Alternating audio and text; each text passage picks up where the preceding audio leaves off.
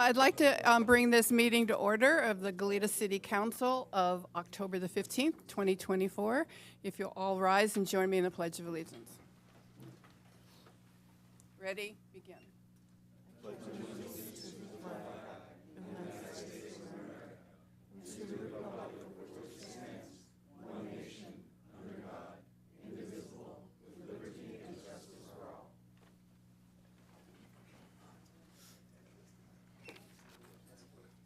Okay, if we can have roll call, then I'll introduce the interpreter. Councilmember Kasdan? Here. Councilmember Richards? Here. Councilmember Kiriakou? Here. Mayor Pro Tempore Reyes-Martin? Here. And Mayor Perotti? Here. Okay, at this time, I'd like to introduce, we do have Spanish interpretation tonight. Viviana? Yes. Buenas noches, tenemos interpretación al español disponible si alguien prefiere. Aquí tengo auriculares. Good evening, we have interpretation available into Spanish if anybody prefers. I have headsets over here. Thank you. Gracias. Thank you. Okay, at this time, we'll have public forum. And just a reminder that this is the opportunity for comments on any non-agenda item relevant to the jurisdiction of the City of Goleta. Reasonable time limits are imposed on each topic, on each speaker. In accordance with the provision of the Ralph M. Brown Act, no action or discussion may take place by the council on any item not on the posted agenda. The council may respond to statements made or questions asked, and may direct the staff to report back on the topic at a future meeting. Okay, so having said that, time for public forum. If there are any members of the public wishing to speak, would you please use the raise hand feature and I will call on you. Our first speaker is Rich Foster, followed by Ethan Woodill. And good evening, Madam Mayor and City Council members. You know, you voted for the REACH thing, and I know the state was forcing that down our throats, but we went one better, went to 40% on charging parking spaces. And you might notice that we have one charging station here in the city of Goleta, and it's broken, and it's been broken, and it's $5,000 while they're waiting on parts. So the question is when we have all these apartment complexes and shopping centers that have charging stations and they break, who's going to be paying for it? And that I think, and I know this came down from the state, you guys sort of energized it a little bit more, so to speak, but it's a poorly thought out program, and the cost of failure is going to be passed along to the tenants or to the people who are shopping in those shopping centers. And I think our charging station is a fine example of what we're looking towards. Thank you. Thank you. And our next speaker is Ethan Woodill. If there are any members of the public who wish to speak, would you please use the raise hand feature and I will call upon you. Thank you. At the September 3rd City Council meeting, at approximately 4 hours and 58 minutes into the video, Councilperson James Kiriakou spoke with our city manager, Robert Nesbitt, in an exchange that was cryptic and alluded to subjects that only the two parties, and the council understood regarding placing items from the Strategic Economic Development Plan on the agenda in a front-loaded fashion. Some of the comments were implement some of those things, focusing on the needs of that community now, and it was a concern that was raised by Councilperson Kasdan, as he was a bit in the dark of where Councilman Kiriakou was headed. Why does he not have to name it, Mr. Nesbitt? Kiriakou states vague and specific. Mr. Nesbitt seems to know just what is wanted of him, but none of the parties are at least showing any desire to let the public be informed at a public meeting. I find this conduct at a public meeting reprehensible and a possible violation of the Brown Act. To quote, the intent of the law that their actions be taken openly and that their deliberations be conducted openly. The people of this state do not yield their sovereignty to the agencies which serve them. The people, in delegating authority, do not give their public servants the right to decide what is good for the people to know and what is not good for them to know. The people insist on remaining informed so that they may retain control over the instruments they have created. Thank you. Thank you. If there are any other members of the public who wish to speak on the Zoom webinar, would you please use the raise hand feature and I will call upon you. And there are no further responses. Okay, thank you. We'll now move to amendments or adjustments to the agenda. Madam Mayor, we have none this evening. Okay. And I forgot to say I closed the public forum part of the meeting, so I'm doing that. Okay. City Manager, do you have a report? I do have a couple announcements. Let me start with this one. This email received this afternoon, hot off the press, from our Sustainability Division.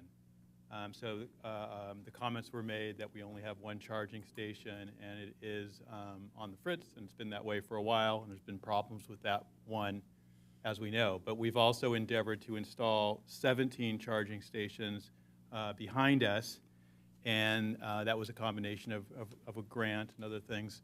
The equipment for those charging stations also had some delays. It's been reported a couple times that there's been problems, I think, with supply chain issues and then other things. Obviously, charging stations are hot in demand these days. But I just received word that that has all been resolved, and the installation of those charging units will be November 7th and November 8th, so coming up in about 3 weeks. That work will probably take a few weeks, and then we will have 17 new charging stations over on this side of the property. So I just wanted to make that announcement since the comment was made that the one over here is not working. The second announcement I have has to do with an award we received recently. Pretty exciting. I didn't even know we submitted for the award, but we did, and then we won. So I'm pleased to announce that the City of Goleta received a STAR Award from the California Association of Public Information Officers. That's CAPIO. And this was for the Good Times in the Good Land video. And you might remember that video because it was played at the 2023 Goleta Community State of the City. And it highlights a lot of the wonderful community engagement that we're experiencing in our vibrant community. The STAR Award recognizes excellence in government video programming in California and Nevada. And as I said, the City of Goleta took first place in the category of promotion of a city or county. So I want to acknowledge Kelly Hoover. I see her over there. Also her team. Yeah. Maybe they can all stand up if they're here. Jamie Shaw, is she here? She likes to hide out in the back sometimes, but does a lot of great work. And Marcus Martinez, also our video specialist, Paul Westmacott from Paradigm Pictures, who's probably also here in the back, for putting together this video and many others throughout the year to showcase all the great things that are happening in Goleta. So if you were at the State of the City, you saw the video, but you haven't seen it through this lens that it's a first place winner. So I think we should show it again. What do you think? This is becoming a habit. I like it. Roll the tape. So with that, judges, please pick your contestants. Contestants, make some noise! The City of Goleta embraces the idea of engagement from the community.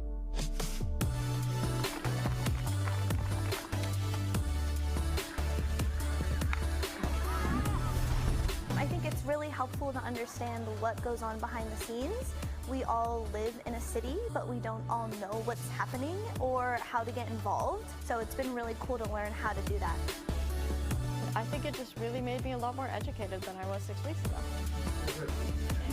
I actually learned much more than I thought. It really made me feel empowered to get more involved and that we can actually make meaningful change in our community.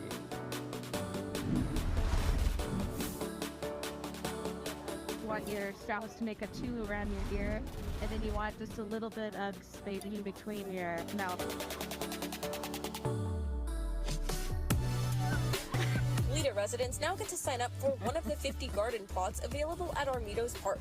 It's really something that can benefit the entire community, regardless of age or income or anything else.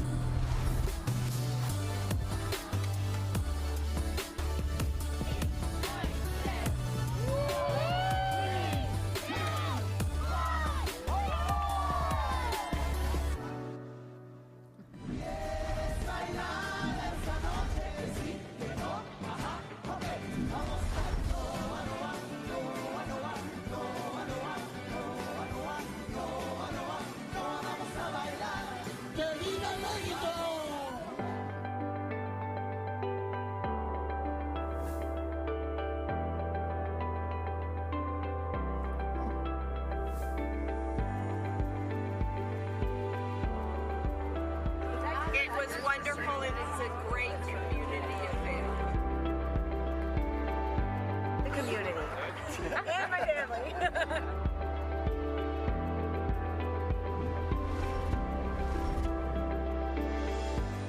We all know parks make life better, and thanks to you, our parks and open spaces are ready for our community to enjoy.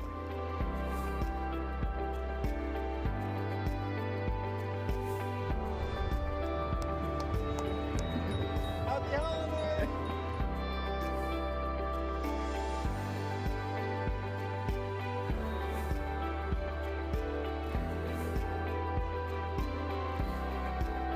In what will be Goleta's first inclusive all abilities playground.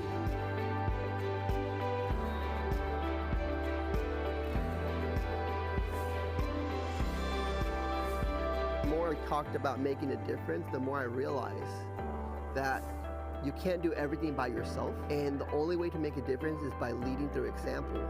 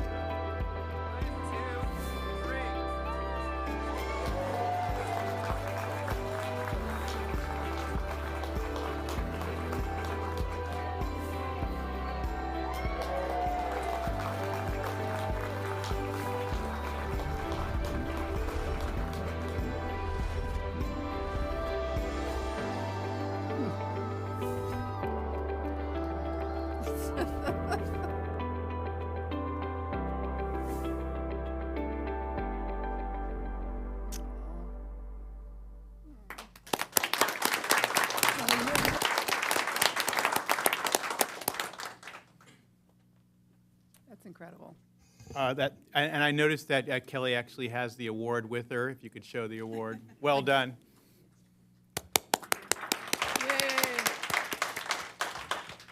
That concludes my remarks tonight. Okay. Thank you, Mayor. It's a hard one to follow. Consent calendar. Consent calendar, item A1, approval of the city council meeting minutes of September 17th, 2024, and the city council meeting minutes of October 1st, 2024. A2, acceptance of the August 2024 investment transaction report. A3, award of professional services agreement with Santa Barbara Alliance for Community Transportation for Homelessness Services Outreach and Navigation Center.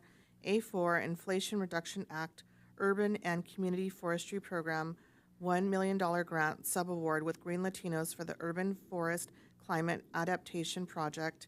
A5, Ad hoc 2025 Legislative Issues Committee. A6, Fiscal Year 2024-25 Budget Appropriation Adjustment and Amendment to the Schedule of Authorized Positions. Thank you. Would council wish to pull any item from consent? Okay. Do we have any speakers? If there are any members of the public who wish to speak, would you please use the raise hand feature and I will call upon you. We do have speakers for item A5 and A6. Okay. We'll start with A5. Would you read that into the record, please? Item A5, Ad hoc 2025 Legislative Issues Committee, Ethan Woodill.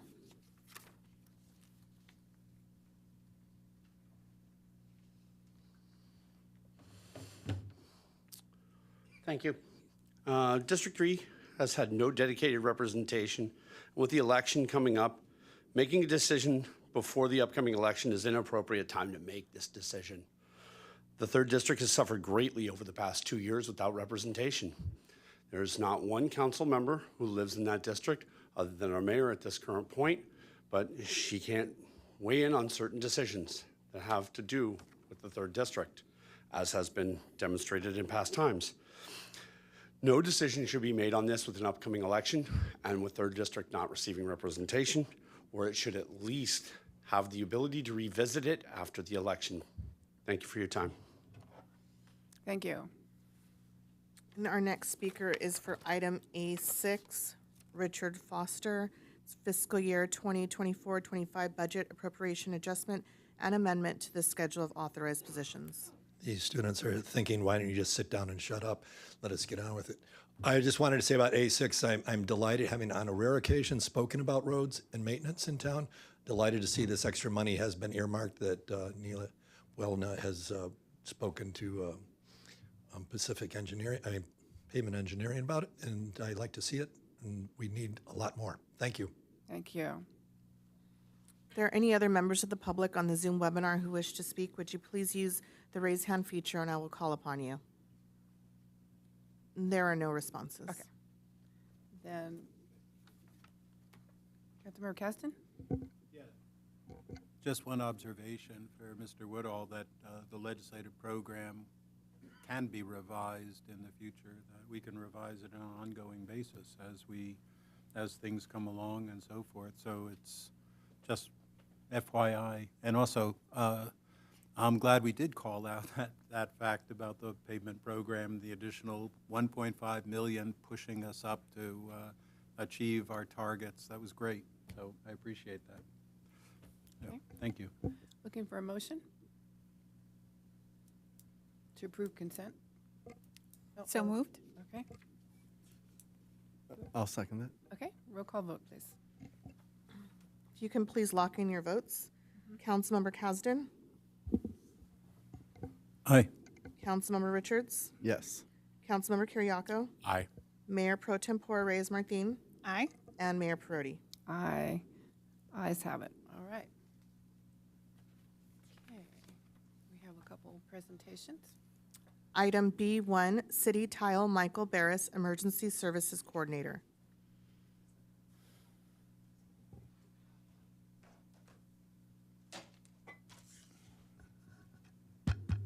Obviously, I'm not Michael Barris. I'm too short to be Michael Barris. No, this evening, Madam Mayor, members of the City Council, we did want to take the opportunity to thank Michael Barris, who started with the city on October 1st, 2018, and at the time thought and said that, you know, he would likely stay probably 5 years back then. Well, we were lucky enough to have him for 6. And during that time, I'm sure he couldn't have contemplated all the different things that would have come the city's way. Multiple fires, a pandemic, winter storms, a whole slew of different challenges for the city. And Michael, along with the rest of the city, met those challenges head on. Michael did it with a certain flair, his can-do attitude, positive attitude, sometimes funny and joking attitude, was very well received. One thing that I will note during his time that he helped orchestrate and pretty much did it was a time where we distributed almost 10,000 COVID tests in one day. And that was a pretty big endeavor, working with property owners, with the sheriff's office, with fire, with the city, everybody to make that happen. So I really remember that. A number of other efforts throughout the years as well, getting us really up and running in a very professional manner when it comes to emergency operations and management. But one thing I also do remember is that when he first gave me the revised version of an emergency operations plan, it had a very funny and poignant cover sheet that ended with, "You got this." And it was a way of him telling people, you know, things are going to be kind of squirrely, running around and pretty confusing, but at the end of the day, with training and guidance and leadership, you know, we can all come together and serve our community in a time of need. So with that, I want to bring up Mr. Barris up here to receive the recognition that council is going to bestow upon him for his 6 years of service. His last day was actually last Friday, October 11th, but he was kind enough to come back and receive this award. So I will turn it over to the mayor if she wants to say a couple words. I would love to say a couple words. I thank you, Mr. Valdez, for reminding me about the distribution of all those COVID tests at the drive-in, and how I just couldn't imagine how that was going to work. And you orchestrated it so well with such humor and, professionalism and, got everybody rolling. And you came up to me and said, call out the cars. You need to yell about say the name of that car and tell it to come on forward. I'm like, I don't know all the names of the cars. And you're like, oh, just call out the color. So this is what it was so wonderful working with you. So I have the honor and special recognition of Michael Barris, Emergency Services Coordinator, to present you with this City of Goleta tile in appreciation for your dedication, professionalism, and commitment to the City of Goleta, October the 1st, 2018. It says October 4th, 2024, but were you here till the 11th? The 4th. Okay. All right. So come around and I'll shake your hand, present this. And then I'm sure Marcos will want to take some pictures, and maybe with all council. I'd love that. And is your grandparents here? No. No. Okay. All right. I must have. Okay. Okay. Got it wrong. Okay.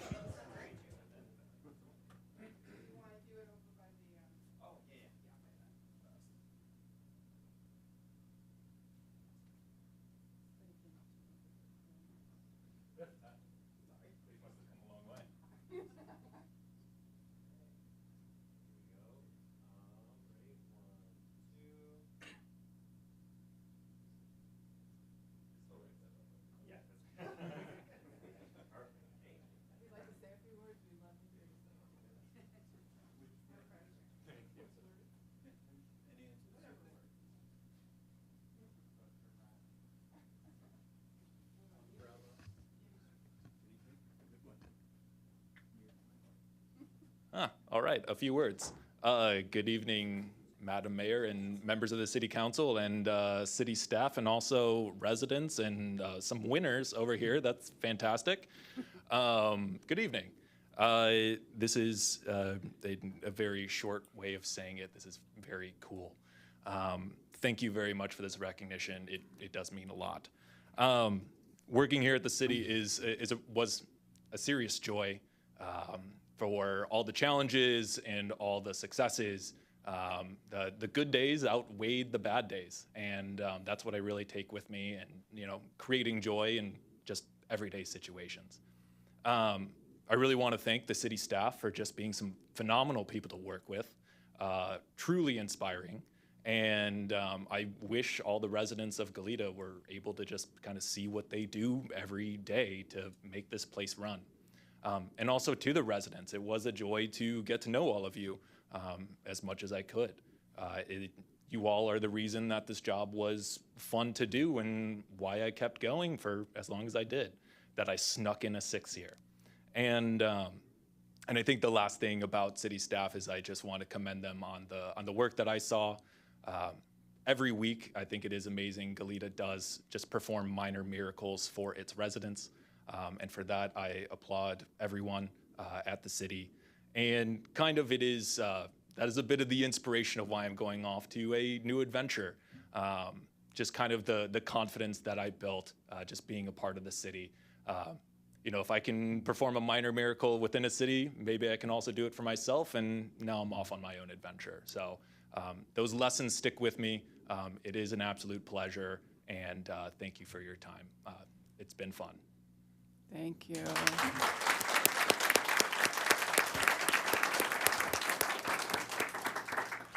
Councilmember Kiriakou? Not so fast, Michael. Come back. Come back.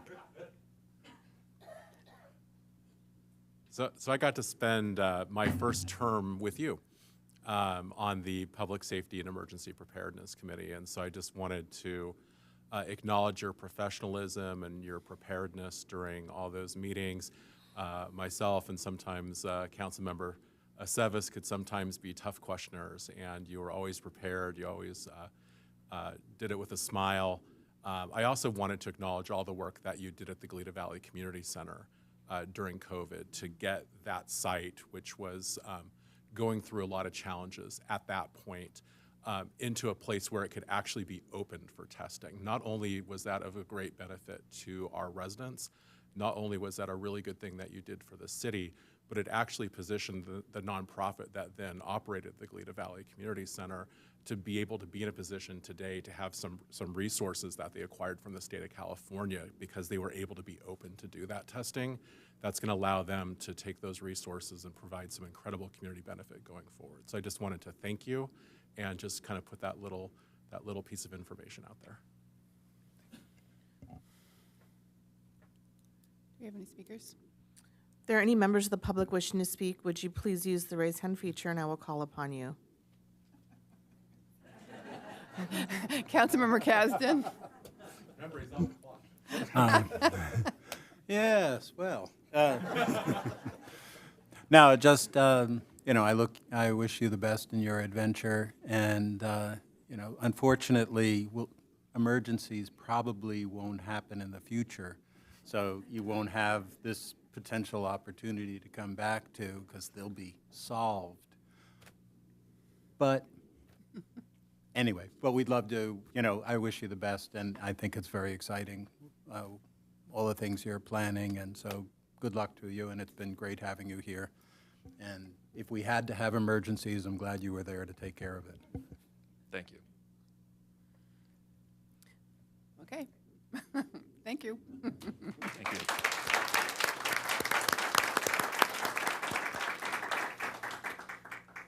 Item B2, a proclamation of the City Council of the City of Goleta, California, recognizing the accomplishments of the Dos Pueblos High School mock trial team.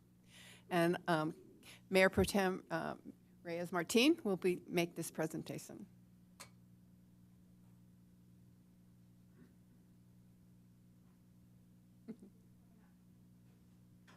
All of them.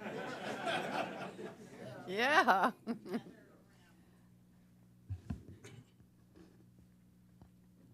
I'm so glad you're all here. Well, I am so proud to get to present this proclamation. And before we do that and get lots of great photos, I'm going to read this to you all. So this is a proclamation of the City Council of the City of Goleta, California, recognizing the achievements of the Dos Pueblos High School mock trial team. Whereas Dos Pueblos Mock Trial is an extracurricular organization at Dos Pueblos High School in Goleta, California, and whereas the Dos Pueblos Chargers are familiar with mock trial competitions, having won 11 of the last 14 Santa Barbara County Championships and Empire's Premier League Championship in 2023 and World Championship in 2015, and whereas the Dos Pueblos High School's mock trial team took part in the Empire Philadelphia Constitutional Classic Championship held September 27th through the 30th, a tournament which included 36 elite mock trial teams from across the U.S. as well as teams from Canada and South Korea. And whereas during the tournament, the Dos Pueblos mock trial team demonstrated their exceptional analytical and communication skills to develop case theories, analyze the defense and prosecution, and implement realistic law practices. And whereas the Dos Pueblos High School mock trial team experienced an exciting victory at the Empire Constitutional Classic Championship, defeating Lynbrook High School during Monday's championship round and securing the win. And whereas the team is made up of, I'm sorry if I get anyone's name wrong, Alexis Demboski, Amersem Jabari, Ariel Lee, David Beck, Ethan Gardner, Jonathan Yang, Luna Avolio, Melina Rodriguez, Mitchell Mascray, Riley Min, Sophia Elena Lara, Sophia Merritt, and William Parisi, and was coached by Christine Voss, Lena Somite, and Lisa Rothstein, with assistance from Hannah Kreshak, Maxfield Steele, Cindy Diaz, and Edo Burrell. Now, therefore, be it resolved that on this 15th day of October 2024, that the City Council of the City of Goleta does hereby recognize the achievements of the Dos Pueblos High School mock trial team. Congratulations.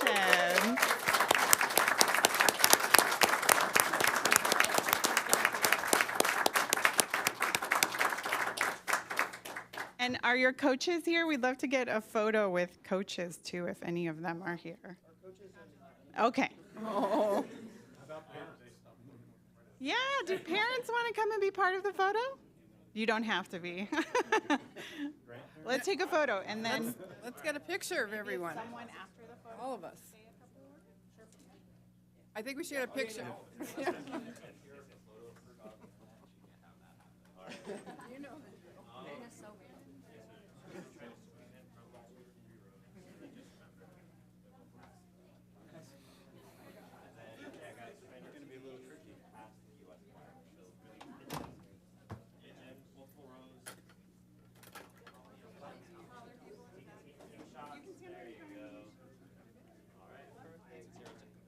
I can take a photo. I really think you all should be in it. It will be beautiful. All right. We're just parents. All right. Yeah, so you're part of the team. Okay. Alexis, we can't see you. Find a window so you can. Yes, there you go. Perfect. All right, here we go. Ready? Big smile zone. 3, 1, 2, 3. Awesome. And then we'll take an outside one too. Y'all want to join us? Yeah.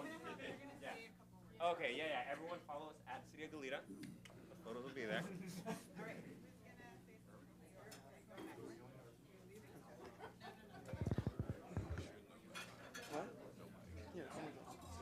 Sophie Lena. Sophie Lena. Sophie Lena, stay up.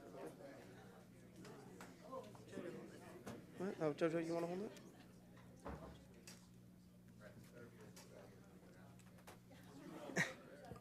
Go ahead. Good evening. First, we'd like to thank Mayor Perotti and the council for giving us this award and this opportunity. We'd also like to thank our incredible coaches, Lisa Rothstein, Christine Voss, Lena Samate, and Hannah Kreshok for giving us this opportunity to travel to Philadelphia. We'd like to thank our awesome parents who supported us along this journey, and as well as that, our sponsors that allowed us to go to Philadelphia in the first place. And speaking of fundraising, I'd like to shout out my co-captain, Sophia Elena Lara, for organizing all of that. Wow. Yay. You guys have anything? Anything else? Do you guys have anything? Once again, it's just with immense gratitude we have for the City of Goleta for acknowledging this huge accomplishment for the team. And again, thank you so much. Thank you. Congratulations.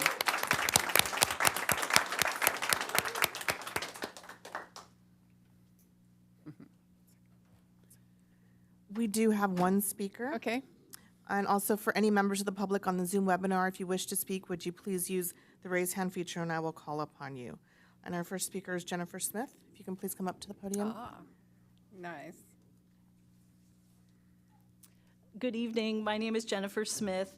I'm a resident of Goleta, and I live near the high school, and so I wanted to personally congratulate the mock trial team. I know that you all know how lucky you are. So many high schools don't offer this kind of programming, and I know it takes a group effort from so many adults and coaches and others to make it happen. I hope to someday see some of you serving as attorneys and judges, maybe even council members or other policymakers. We need good, ethical legal professionals. And if you don't know what you want to do, that's okay, because the skills that you're learning and the experiences you're having with mock trial are going to serve you regardless what you end up doing. I remember being so eager to grow up when I was in high school, but now I actually sometimes miss it. So I hope that you'll embrace these memories and this accomplishment and just embrace it and enjoy it.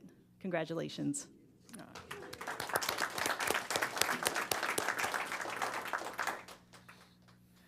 That concludes our speakers. Okay. Moving on to our next presentation. Item B3, Santa Barbara Airport Master Plan Update.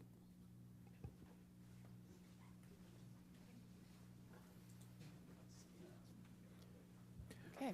Good evening, Madam Mayor and Council. We would like to welcome Santa Barbara Airport Director Chris Hastert and his staff, Sarah Iza and Jessica Metzger, who are here to provide the council with an update on the Santa Barbara Airport Master Plan. I'd also like to acknowledge, sitting next to me, Advanced Planning Manager Ann Wells and Molly Cunningham in the Advanced Planning Division, who have been closely monitoring the work of the Santa Barbara Airport staff, the Airport Commission, and our newest noise working group. And with that, I'll hand it over to Director Hastert. Thank you, Mr. Imhoff. Thank you, Mayor Perotti and City Council members. We're happy to be here to give an update on our airport master plan. The presentation that we have here tonight is a presentation that we also provided to the City of Santa Barbara City Council, and it's kind of along the trailing edge of our process. So we're happy to answer any other questions that may come up that we don't necessarily cover in this master plan update. And also, when we get to a slide about noise, I'm happy to go into a little bit more what we're doing at the noise working group as well. And with that, I'm going to pass it to Jessica Metzger, our airport planner, to kick off the presentation. Good evening, Madam Mayor and council members. To start out the presentation, I just want to tell you what a process we have been through in this master plan update. We started back in 2022. I was actually here for 3 weeks, I think, before we started. And we've had over 20 plus meetings, and that's not including our city council in the city of Santa Barbara and this one, so actually more than 20 now. We went to you early on for an update. We also met often with our airport commission and with our planning commission, as well as our city council. At the beginning of the process, we formed a technical advisory committee and a community advisory committee, of which many of your staff were part of also. Next slide, please.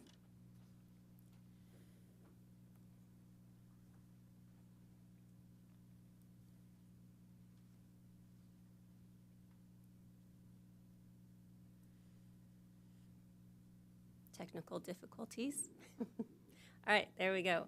So this is the staff that worked on the master plan at the Santa Barbara Airport. You already met Director Hastert and Sarah Iza and myself, as well as 2 people on the team that weren't able to attend tonight, our supervising engineer, Brad Klinzing, and our senior engineering technician, Tiana Herrera. Next slide. When we put out the request for qualifications and proposals on our master plan update, we chose Mead & Hunt, a nationally recognized airport firm, to complete the airport master plan update. And this is the team that worked with them, including Rincon Environmental, which has an office here in Santa Barbara, Unison Consulting, NV5, and Walker Consulting for Traffic. Our team at Mead & Hunt consisted of Corbett Smith as our project manager, as well as Hardy Bullock and Brian Moore. Next slide, please. So this will be our agenda that we'll go through with you tonight. So we'll touch on what a master plan is, we'll go into the various components of the master plan, and then end with Chris taking over in the noise contour section and going over our capital improvement plan and the projects that we'll be looking at for funding. Next slide. So this is a slide you've actually seen before, especially if you are on that TAC or CAC group. What is really a master plan? And this is an important concept to get in the very first time of looking at it, because master plan is a word that is used in various contexts from planning to airport planning. So this is a 20-year plan that's completed about every 10 years. The document looks at capital improvement projects and land use compatibility and is sponsored by the Federal Aviation Administration. It focuses on planning for long-term and looking at more of a visioning of our airport, not an engineering level, which would be done project by project. It's really a reservation of the space for those future projects. and the needs for the next 20 years. It's not really a marketing plan or a binding document, and not a rigid blueprint per se. Next slide.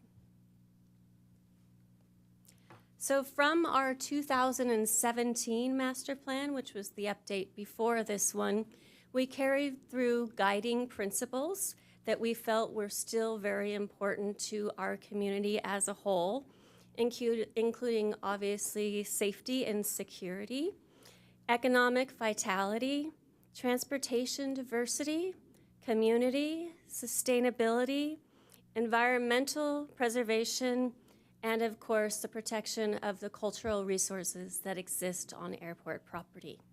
Next slide. So this is a slide that shows the various steps that we've gone through since 2022 and all of the meetings that we had. So the blue and the green dots at the top of those boxes denote the additional meetings we had with the TAC and CAC meetings, as well as with the public. And so you start out with just doing an overview of what exists currently on your airport, and that is the inventory. And then you review the environmental constraints that you may have at the airport so you can work that into where things should be allowed and where things should be protected. And then the next big step, which is where you first have a lot of public outreach, is in the aviation forecast. And so we actually published that aviation forecast for public review and comment, and then moved forward to looking at what facilities we might need in that 20-year horizon of this plan. We identify those facilities and then look at the alternatives for those facilities, and then present those alternatives again at a public process and get public comment on which might be favorable from the variety of groups that we met with. And then we looked at the land use planning, which is where the noise comes in, and Chris will talk more about that on the next slide. And then the financial feasibility, which will also be talked about more depth in the end. And finally, we create a series of maps that the FAA has to approve for those preferred alternatives, and we submit them to the FAA and get approval for them in the next 3 to 6 months. Next slide. So this is a slide that has been published many times before. This is from our master plan and shows those preferred alternatives. So when you're looking at the master plan preferred concept, it's important to realize that some projects are compliance-based and some projects are the anticipation of that future demand of the forecast that the FAA approved.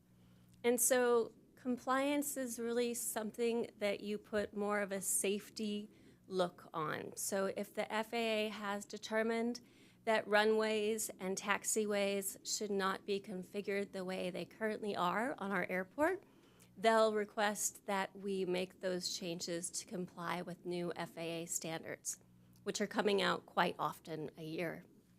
And then demand-focused are things that we heard from the public and also from the people that use the airport themselves, like the general aviation pilots.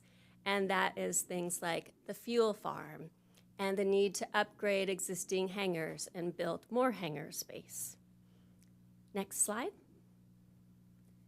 And so we take all of those components in from those steps that we went through, and we make a map set that's 20 pages. This is the first page. It's very detailed and in-depth and shows the airport layout plan for our next 20 years. And so this is what we'll be presenting to the FAA for final approval of this master plan update. Not only does this show everything on the ground that we're looking at, but it also goes into airspace that affects the airport as well above the ground. Next. And with that, I'll hand it over to Director Hastert. Thank you, Jessica. Excuse me. So on this slide, what you see is a modeling of noise contours based on the forecast that we show in our master plan. And ultimately, it shows the noise contours going all the way out to 2041, which is the planning period for this document. So if you look at the drawing that's up on the screen, you'll see some black lines with a 60 and a 65 there. That's a measurement that is a metric that the FAA uses. It's CNEL, the Community Noise Equivalent Level. So basically, you take all of the noise for all of our aircraft operations for a full day, and you compress them down to a number. The aircraft operations are penalized for evening operations, things like that, and they come up with a standard metric that is approved by the FAA to use, which is the Community Noise Equivalent Level.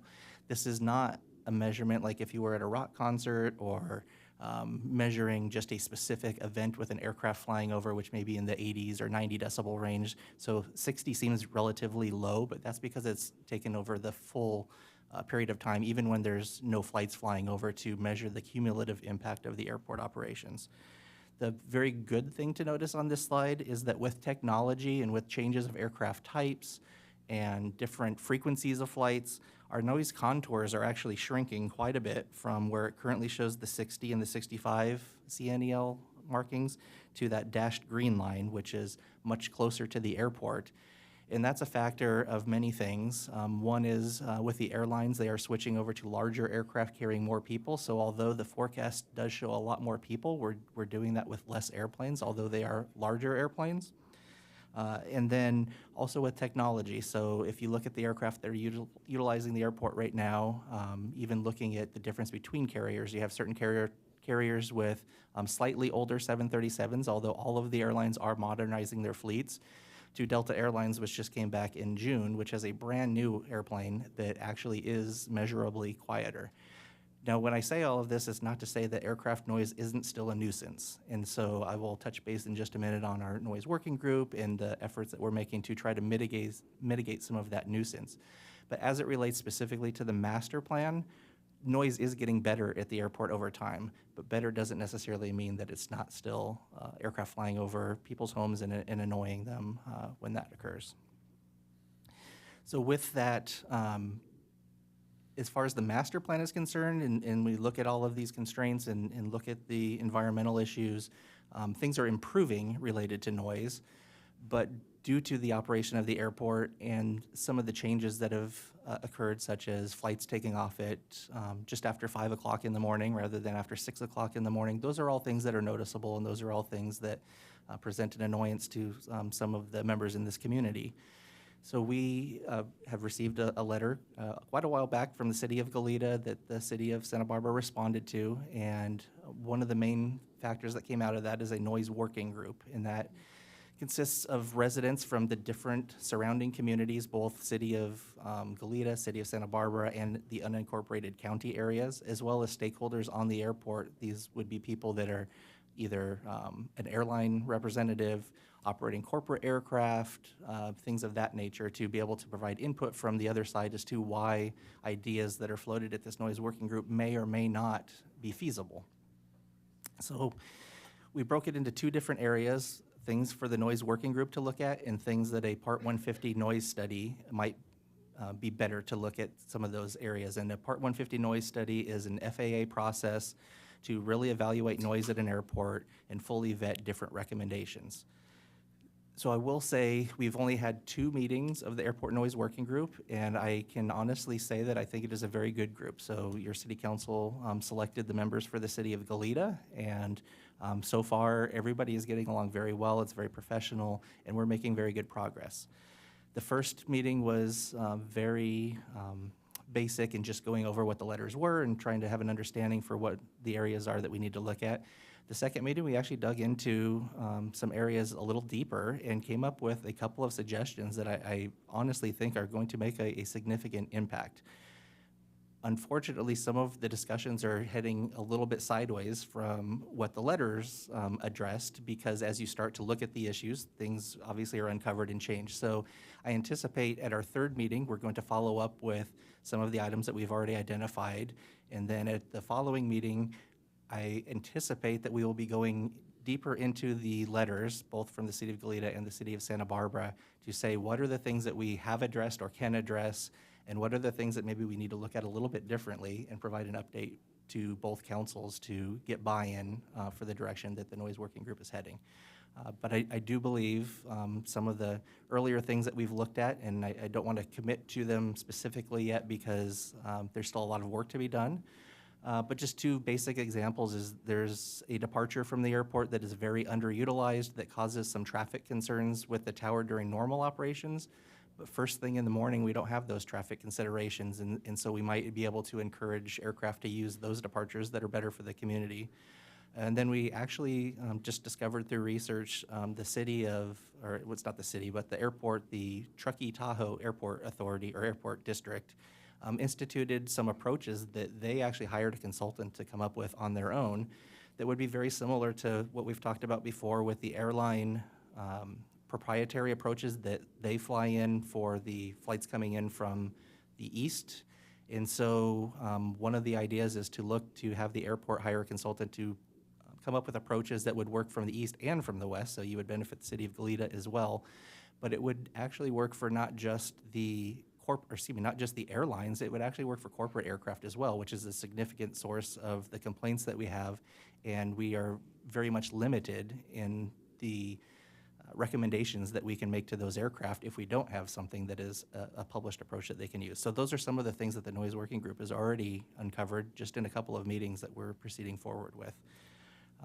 So with that, I will move on from noise unless there's any specific questions, or we can always come back to that in the end. Councilmember Richard? Yeah, I had a follow-up question. You mentioned the two different categories, the things that were applicable to the noise working group, and then the other things for the Part 150 noise study. Can you talk a little bit more about what's happening with the Part 150 noise study? Is that something that's underway? Is that, you mentioned that it's an FAA process. Is that spearheaded by the FAA, or is that coming from here locally? Yeah, so thank you, Councilman Richards. The Part 150 noise process is an FAA process, but it is sponsored by the airport itself. And so we have already put it onto our Airport Capital Improvement Program for funding. It is funded by the FAA at 90.66%. And it does go through a very spelled out process, takes about a year to go through. And this is one of those areas that I don't want to get into too much detail because we haven't fully discussed this at the Noise Working Group, but there was some discussion at the Noise Working Group of whether that is an appropriate study to go down or whether it is a waste of time. So at the next meeting, that is actually on the schedule, is to go over what is a Part 150 noise study. Is this appropriate? And one of two things will happen. We will either proceed with the Part 150 noise study, or we will come back with a recommendation to both councils to say, maybe this wasn't the best approach that we addressed in the letter, and the Noise Working Group has discussed this and come up with some alternative plans. Okay, thank you. Councilmember Keston? Thank you. So first, I appreciate your openness. You're coming here to meet with us, and it was your proposal to set up the working group. And the first thing I wanted to understand was your time frame. I gather you're putting together a noise action plan for the Santa Barbara City Council, and I wanted to get a sense of what the time frame is for that and the deliverables for that.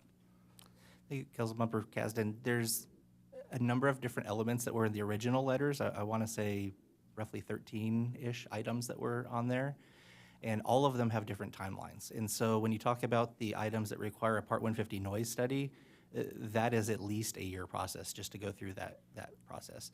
When you talk about the two items that I just previously mentioned that the Noise Working Group has already discussed, recommending an already approved departure that is underutilized, that can be better utilized, is something that can occur fairly quickly.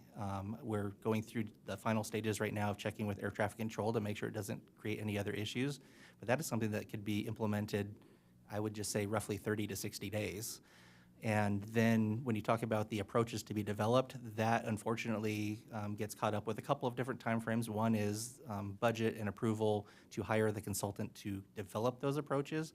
But then that development process does take some time because it does allow for input from the community, input from the pilots that would be utilizing those approaches to make sure that we have something that is actually usable when it comes out of it. So that again is stretching into that probably year-ish timeframe. Okay, so there isn't sort of one, like, here's our plan, boom. Let's say even with the short-term items, you had bifurcated that list that we had presented of 11 or 13, whatever it is, into those two categories. And so for that first tranche of the shorter term things, it's just on a item by item basis that you'll be dealing with it, not one submission or anything like that. It's not a rolling process of accomplishment. Yeah, thank you, Councilmember Kasdan. The thought is that all of these issues are very separate from each other, and we will continue to move forward with all of them, and some of them will take longer than others.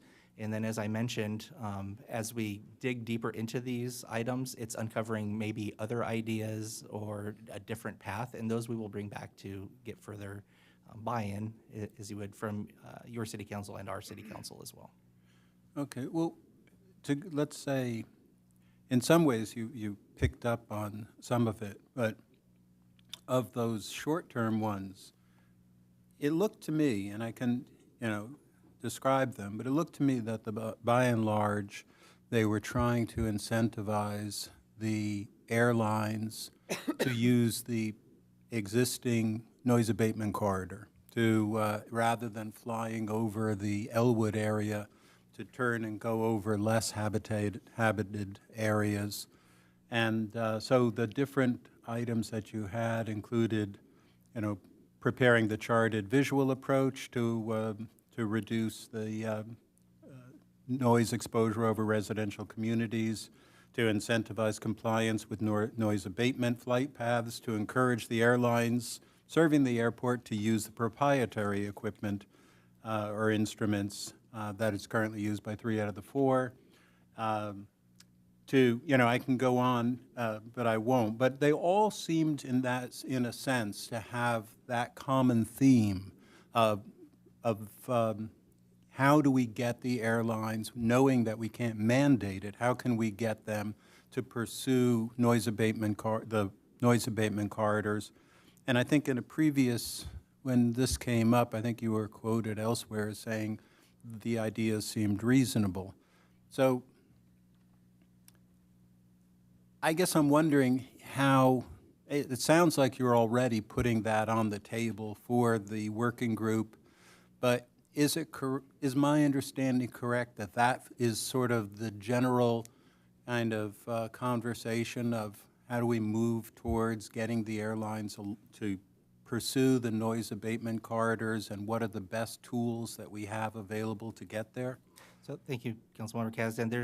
It's a very complex issue when you talk about aircraft operations and aircraft noise. And so we are addressing everything that is in the letter, specifically the parts that don't require the Part 150 noise study, but we're not shying away from the parts that require the Part 150 noise study for our discussions as well. All of those items, including trying to get the airlines to fly the noise corridors, as you mentioned, or things like that, or the charted visual approach, what we are finding out as we are discussing these items with our noise working group, with the stakeholders, including corporate pilots and some airline pilots that are actually flying the approaches, is that we're being educated on what that actually means with what was in the letter, and it's not exactly aligning with what is in the letter, and that's why we will come back to you. But rather than, say, do the charted visual approach, which is very difficult to do over water because you need some kind of a waypoint, working with a company to chart two actual instrument approaches is actually, in my opinion, superior to the visual approaches, because most of the aircraft, including the airlines, are flying instrument approaches into the airport. So even requesting them to fly a noise abatement corridor that is just visual based is probably not likely to improve the situation if they're flying an instrument flight plan anyway. So all of those items will be addressed. We will be providing, and we do meet with city staff right now to provide updates. Unfortunately, we've only had 2 meetings so far, so it's ramping up. But we do definitely plan to go down the matrix of all of the items that were listed in the noise action plan letters. And then, as I mentioned, potentially add some other items, and they may replace certain items that are on there or just be an additional item to those items. But definitely we will address all of the items in the letter in some form or fashion with some updates back to your council as appropriate. It's just a little bit too early at this point. And the, now, I hear what you're saying on the visual versus instrumentation. Is there, I would think there would be either existing grant money available or that we can, through our congressman, be able to pursue grant money. Is that an element in pursuing getting the instrumentation package available? So we are looking at different funding options. However, for the approaches that we're looking at, if the airport were to hire somebody to develop them, that's considered a private approach, although we would offer it up for public use. And that is not typically funded by the FAA because the FAA does do their own approaches. Unfortunately, when the FAA does an approach for an airport, they're really focused solely on safety of the aircraft flying in and out and protecting the public underneath them. They're not focused on the noise impact to that. So if we hire a consultant to come up with a private approach for public use, they can factor in all of the different situations, including the community surrounding the airport and what works best, and be much more specialized. Yeah, because I thought that was one of the, like Congressman Carbajal had gotten grant money, or at least was supportive of grant money that was available for noise abatement purposes. And if I might add, the Part 150 noise study, that is grant eligible, as I mentioned. So that's almost $1 million process that would be 90% paid for by the FAA if we decide to go down that process still. So as far as those initial 6, are they? Something like that. The time frame roughly is going to be that they'll be taken up and chewed upon and discussed, and some sort of resolution as far as, does this seem feasible and practical, or is there a problem? That'll be in the next roughly 6 months? That'll be. If I could, just for those first items, I would say that they range in time period from 30 to 60 days up to a year. And we'll be providing some further updates on all of them as we go forward. But those are what I would call fairly short term. I know a year still sounds like a long time if you have airplanes flying over your house that annoy you. But in terms of working with the FAA and working through these projects, it's still a short period of time. Yeah. But there are some of them that are more along the 30 to 60 day time frame, and some of them that would extend closer to a year probably. Okay. I mean, I think from what I hear from people in the working group, having that sense that it, there's this, some of this is low-hanging fruit, some of this is stuff that we can achieve, that we're looking at a time frame to get it done in, might give them confidence and hope. But anyway, thank you. Mayor Pro Tem Reyes-Martin. Thank you. You noted when you were on the slide about the noise contours that there are larger planes with more passengers, and I know that a lot of times the airport presents data and it's in terms of the number of passengers. How does that relate to the number of flights? Have the number of flights just in total, has that increased, stayed the same? Thank you for the question, Councilmember Reyes-Martin.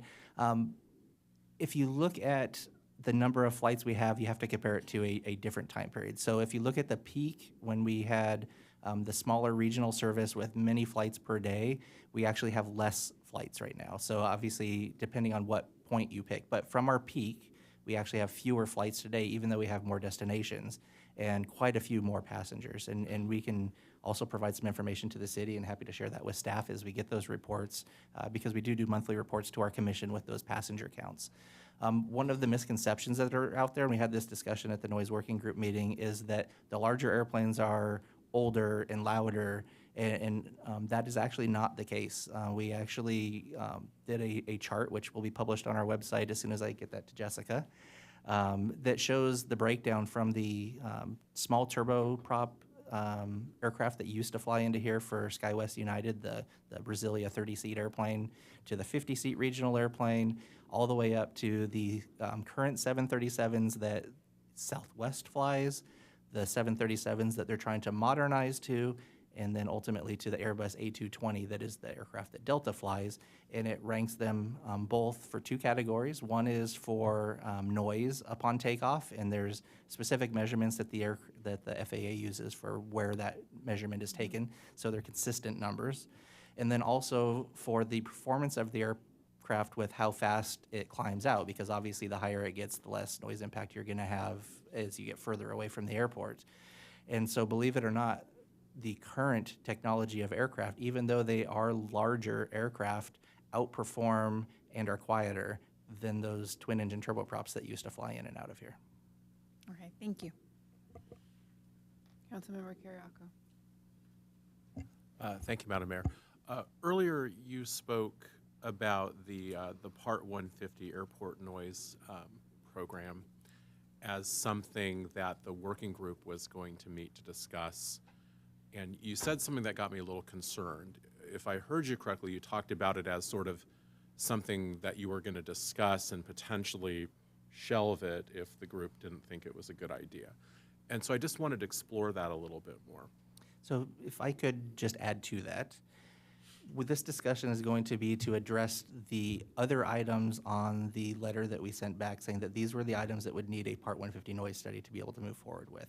If the noise working group discusses those items and discusses the Part 150 noise program and feels that there is an alternate method to get to the same solution that wouldn't require a year-long FAA noise study, that would be the recommendation. It's not that we would just discard any of those items that we should look at because we don't want to do a Part 150 noise study. It would be, we would potentially present an alternative method to get there, but it's still a little bit premature to even go down that road because we haven't had that discussion yet. The outcome may be that we still need to do a Part 150 noise study. And is there a way, refresh my memory, is there a way for the airport to come up with a new noise abatement corridor without doing a Part 150 study? Thank you, Councilmember Kiriakou. That is where this discussion will head, because to institute noise abatement corridors, we want to make sure that there is a public process, because anytime that you make any changes to flights of aircraft that aren't already published out there, while it may potentially get better for certain people, you might make that worse for other people.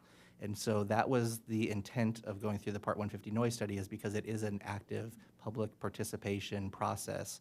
And so if we were to look at something different, we would have to come up with some other form of public participation to look at those. So for example, that could lead to more flights arriving or departing, going right over Rancho Goleta Mobile Home Park and those modular buildings, many of them built in the 60s and 70s. Depending on what came out as a recommendation, obviously we would try to keep those over open space as much as possible. But when you look at the west side of the airport over most of the city of Goleta, it's very much more constrained with development. So it would be hard to avoid flying over some residences. We did have a historical noise abatement corridor on that side. My understanding is when some of the housing went in for UCSB, some of that went away. We're still looking into some of that.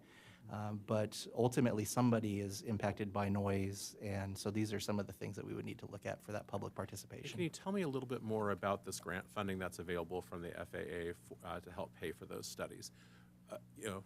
Words matter. When you say available, I mean, are those like guaranteed fund grants? Are those highly competitive processes? Are those multi-year processes? So when we look at our FAA grants, we have, it's our Airport Capital Improvement Program, and the noise study goes into that Airport Capital Improvement Program. There are entitlement funds, so we have guaranteed funding every single year through that program for entitlement funds. We currently also have some bipartisan infrastructure law funds that are out there, and then there are discretionary funds.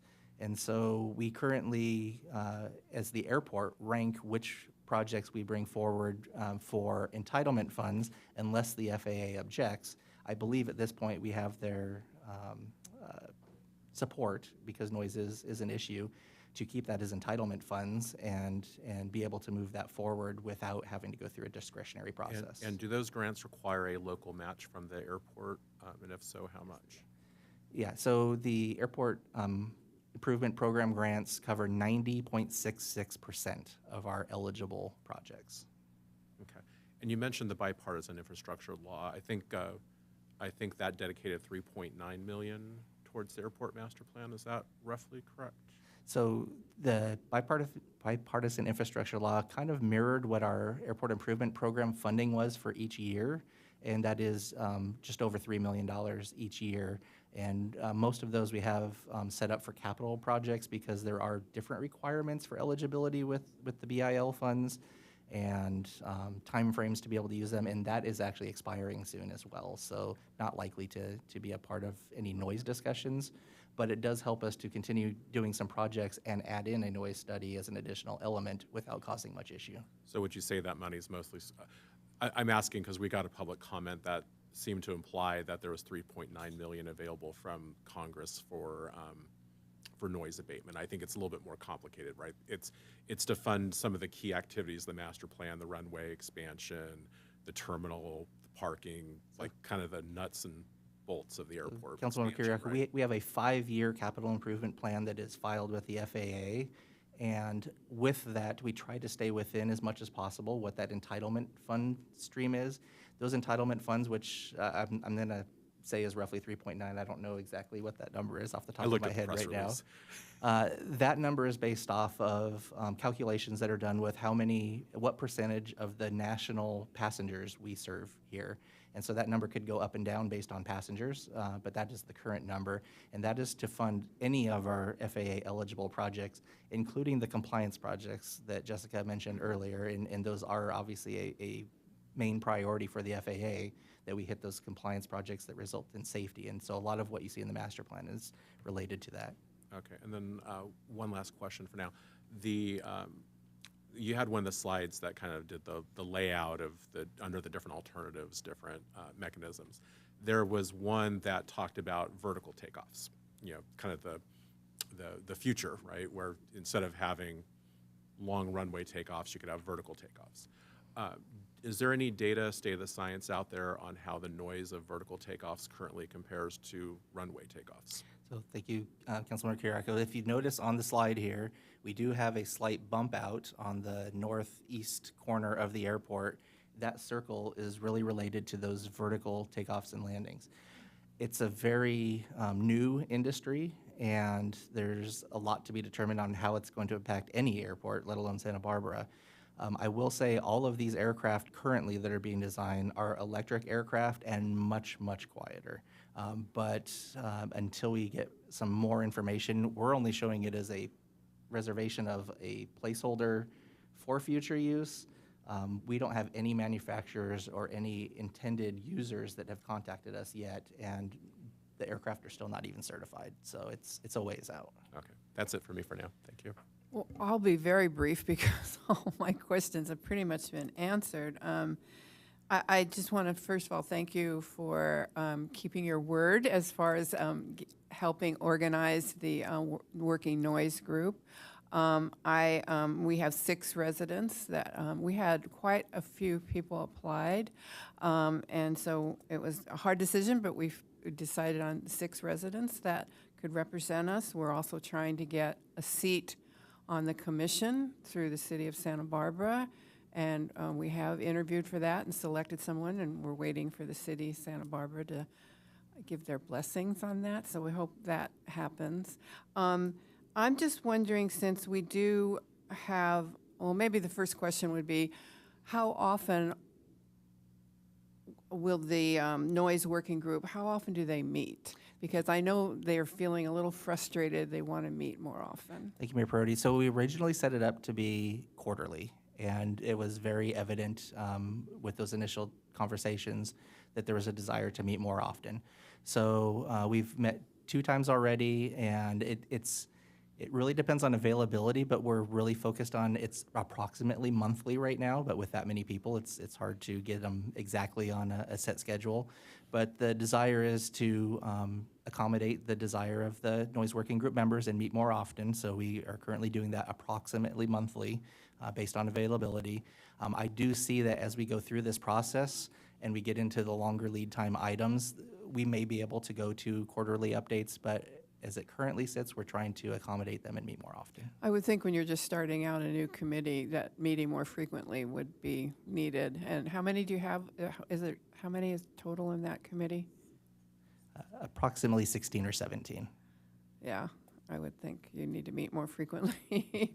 But as Councilmember Kasdan was kind of implying that, I think it would go a long way because they seem very gung-ho and really wanting to. But I thank you for putting that together. That's all my questions.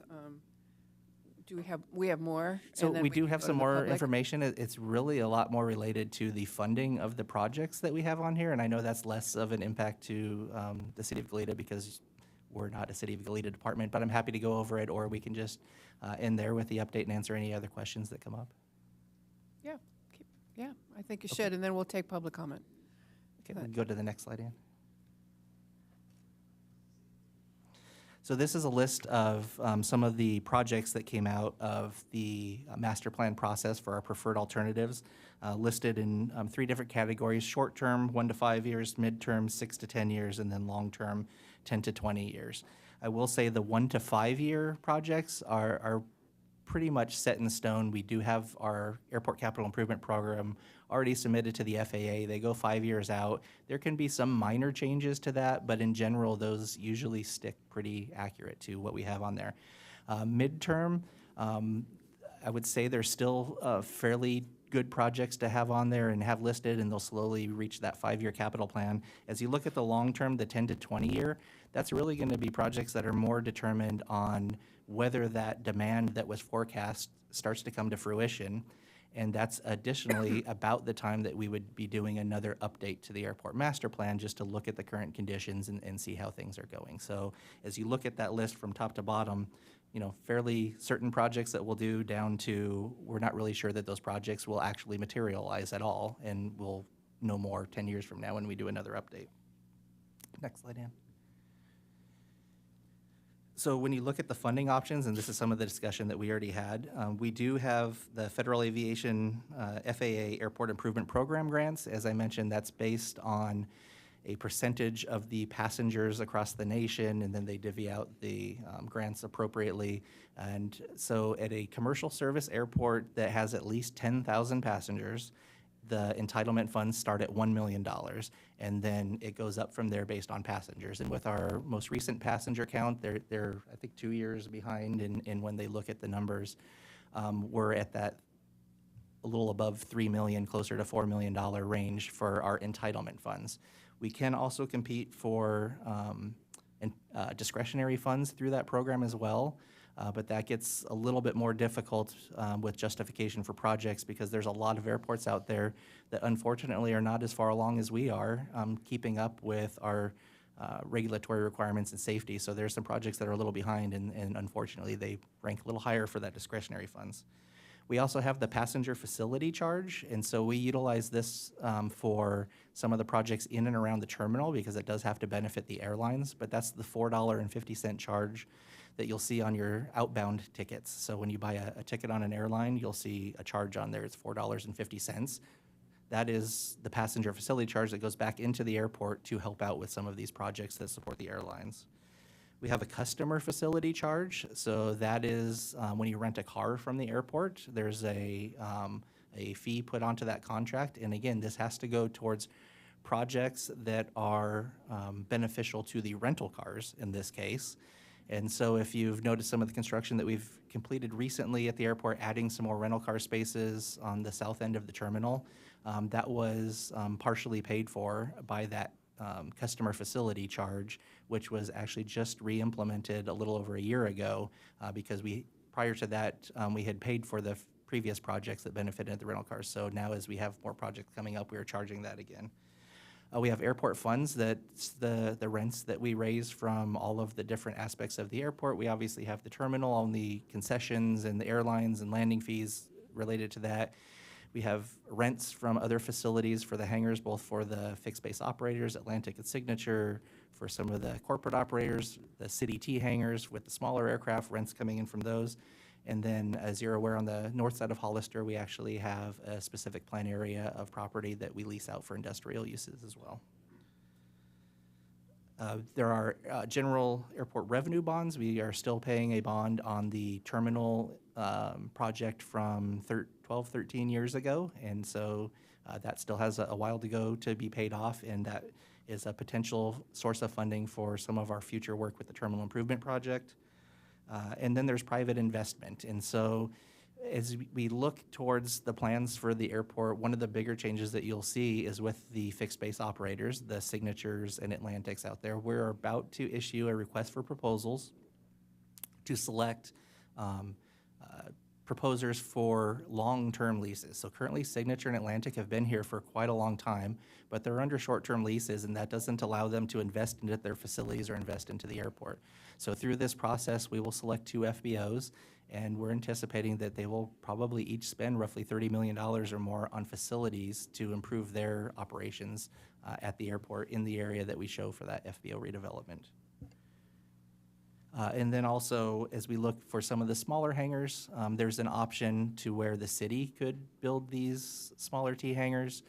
We have done that in the past with the 24 that we currently have. We actually received a loan through Caltrans to fund part of that.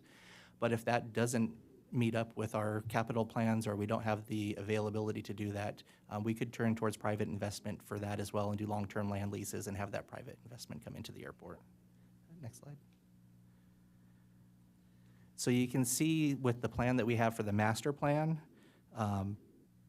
most of the, well, 53% is slated to be coming from private funding, and very little actually coming from the airport fund, which is a very good thing, which shows that we can probably be very successful moving forward with these projects.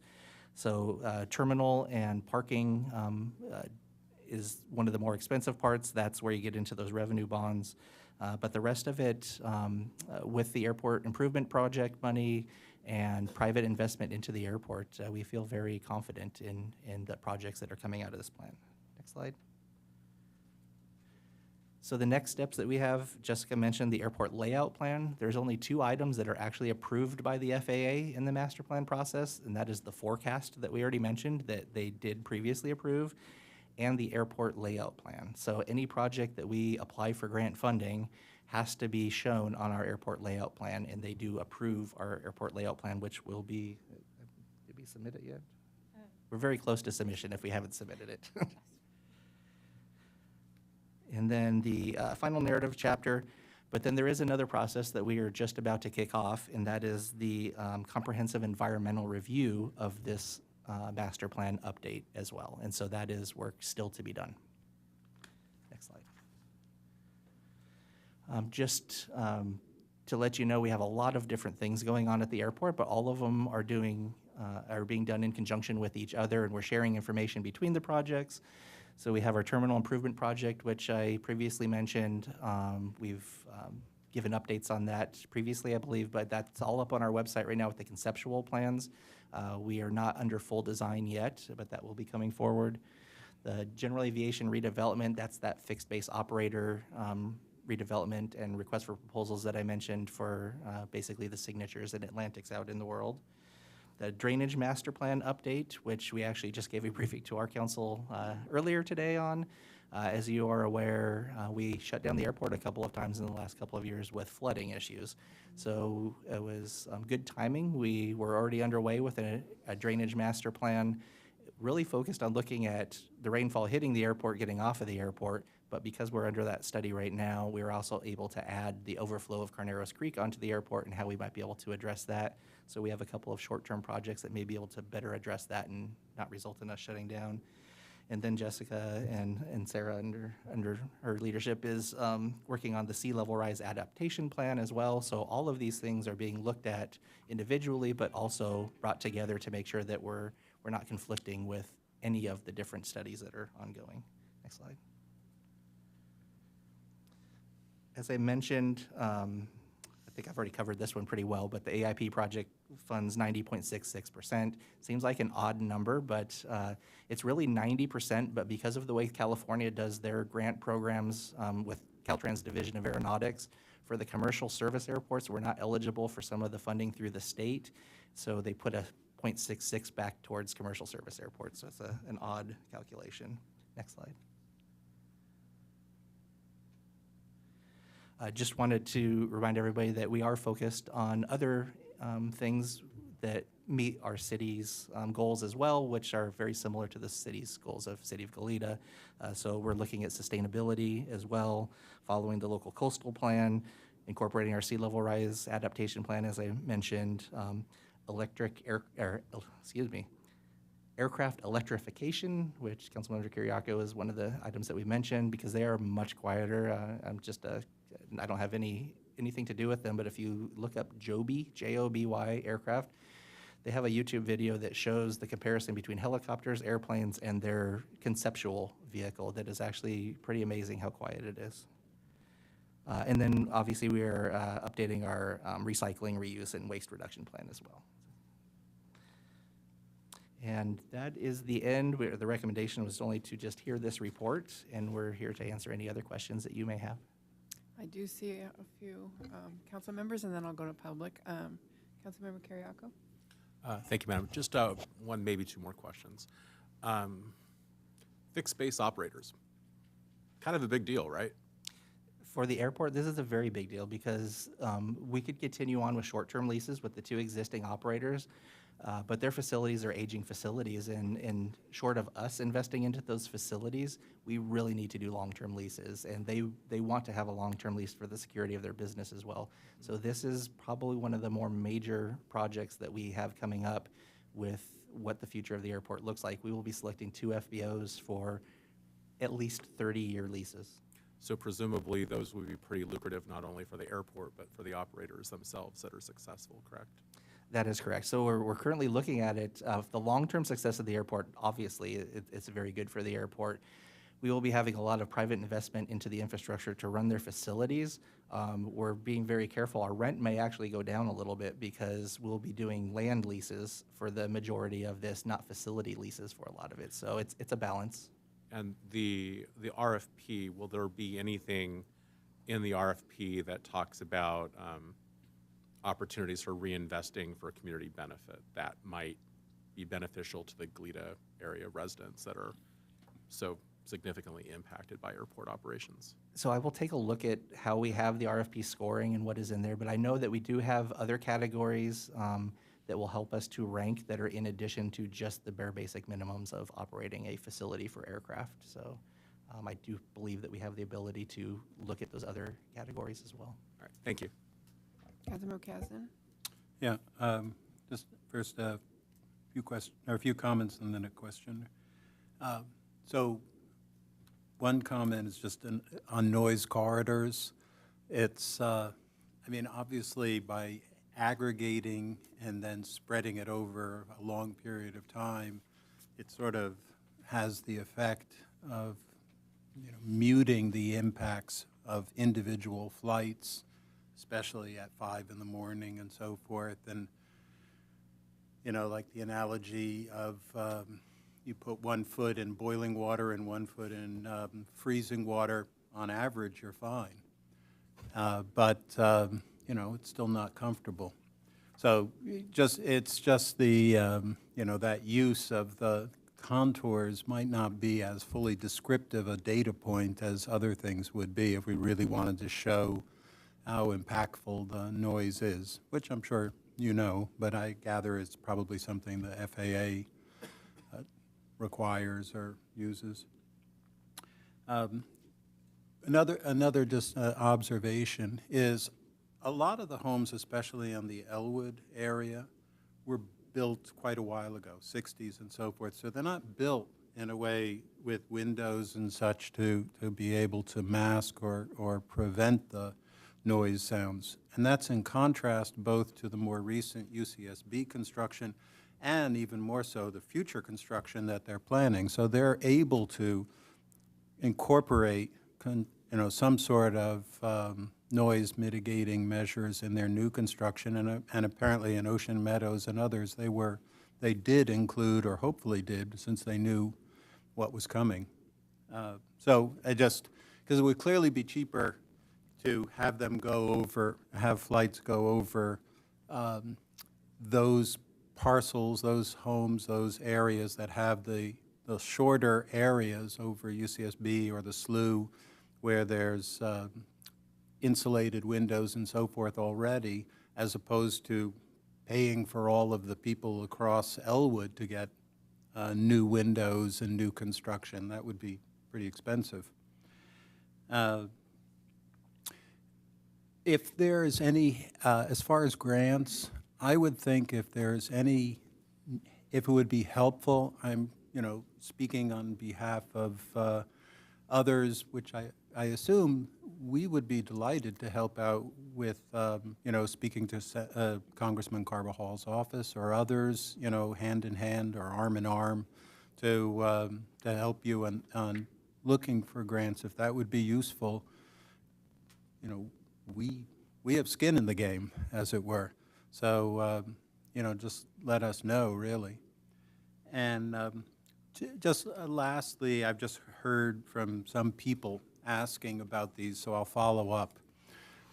So in addition to the idea of noise abatement corridors, one person had suggested, what about some sort of requirement or some sort of instructions, requirements, wrong word to use, for height, that for them to, if they were higher than, right now, sometimes it feels like they're going to land on one of our streets when they're coming in sometimes. And, but if they were, higher, the number that I was told was maybe 750 feet. But is there anything that can give instructions? Is that another avenue that's viable for dealing with noise abatement? So thank you, Councilmember Kazan. As I mentioned, aircraft operations are very complex. So every aircraft has different performance criteria, and so some airplanes may be able to do an approach. So the proprietary approach that comes in right now that the airlines use is not an approach that most airplanes could actually utilize on the general aviation side, because it requires some pretty serious equipment in the cockpit. I will say that when you start talking about altitudes coming into land, obviously the further away you are from the airport, the easier it is to be higher. But as you get closer to the airport, at some point you have to get down to that 12 feet elevation that our runway is at. So at a certain point you're going to have to come down. As it relates to the noise corridors that you mentioned, again, one of the earlier things that I talked about was utilizing an underutilized departure. That is already an FAA instrument departure that is published. We don't have to go through any process. It's already there. And that actually does accomplish a lot of what you were talking about, because it does turn the aircraft out towards the water much sooner than the departures that they're currently using. So I guess to answer your question is yes, we are looking at all of that, and I think some of it has some short-term viable solutions, and other things need more research to be looked at. Okay. Thank you. Councilmember Richards. Thank you. Well, first of all, I just want to say again, thank you for being here. I was reflecting on the last time you were here, which I believe has been almost 2 years now. So thank you for coming and answering questions and being willing to sit in the hot seat. So thank you. My first question actually is a bit of a shift. So instead of talking about planes, I want to talk about buses. And with regard to the MTD bus stops that you have in front of the airport, I'm assuming that these aren't under your control, but I do believe that they're on the city of Santa Barbara's street. So I just want to put a plug in that I think that it would be a great to have either a crosswalk or some way to get to the other side, because there is a bus stop right on the other side. And we certainly want to encourage people to be able to use the bus to and from the airport, and I've done so myself. So it looks like maybe this has been discussed already. So I will say it's a little frustrating, because we do have bus stops on airport property that actually keep the passengers well away from the streets, but because of the issues of driving a bus on a terminal loop road with a bunch of passengers and safety for not running into people, MTD has chosen to use the ones on the street. But I'm happy to let Sarah share a little bit of what's been going on with that. Thank you, Councilmember Richards. So the bids were just opened last week on the crosswalk, and it will be constructed this winter. Great. Wow, that was quick. Wow, I'm glad I asked. Okay, thank you. That's great news, because I've been frustrated at that lack of access for that. So that's wonderful. Another question I had with regard to the hangars. The city of Goleta is very interested in preserving our history, and although the hangars on the airport aren't necessarily the city's history, but they're part of the Goleta Valley's history and the aviation history of our area. And I did know that there was a movement to try to save hangars 248 and 249. Can you give us any information about the disposition of those? Thank you, Councilman Richards. There's the General Western Aero hangars is what we refer to those buildings, and those are the hangars that go back to the 1930s. Originally slated to be documented and demolished. Luckily, things take time to do, and there's been a resurgence of public interest in those hangars, a change in management at the airport, change in management at the city. And so currently, after going through the Airport Commission and the City Council, the guidance to staff was, or direction to staff, was to look at options to preserve those hangars. And so we did just do a public outreach meeting to gather potential uses and potential funding sources to help with that project. It's not likely that they will be used for much of an aviation purpose, other than potentially an aviation museum or something like that. The hangars, because of the state that they're in, probably require some support structures which wouldn't allow for the free span opening that you would typically need for an airplane, but yet to be determined. But we will be giving an update to that at our next Airport Commission meeting and keeping that process moving. But that is the goal, is to preserve those hangars. Wonderful. Okay, great. And then my last question. So this is with regard to, my understanding is with part of what you're looking to do is to expand. We know that there's a lot of pressure for flights leaving the West Coast to leave earlier and earlier so that they can get to the Midwest and East Coast earlier and make connecting flights. And you mentioned before that, we used to have 6 a.m. flights that now are at 5 a.m. Do you foresee, earlier than that? Do you see 4 a.m. flights, or is this the direction that we're heading? So I would hope not. I have not heard of any direction towards that, but I know that the airlines, when they look at their entire bank structures, they don't necessarily share all that information until they make changes. Both in my previous position and then now here as well. Obviously, a lot of frustration with the timing of the flights, and without naming specific airlines, we've met with certain airlines, and they said, honestly, you West Coast people really want to get to the East Coast very badly, and you're willing to wake up at 3 in the morning to go make that happen. And so they didn't see themselves changing that to be later, but they're always making adjustments for different business models. And so as we meet with them, we encourage them to look at later timing, because 5 a.m. Is difficult for us to deal with the community as well. So. And is this something that's like out of your control, or can you strongly encourage them, or are there other mechanisms to, really discourage that kind of thing? Yeah, so thank you, Councilmember Richards. This is really a West Coast problem, and unfortunately, we're one of the smaller voices on the West Coast. So I will continue to advocate for that, but I think unless one of the larger airline hubs decided that they wanted to do something different, in which case even they are limited in what they could actually request.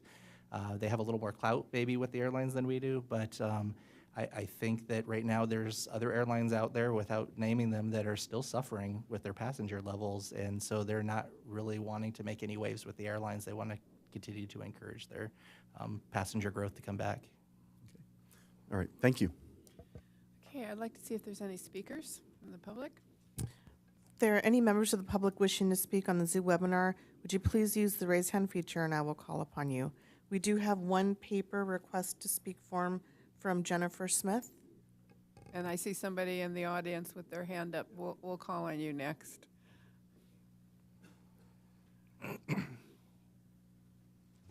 Good evening. My name is Jennifer Smith. I'm a City of Goleta resident.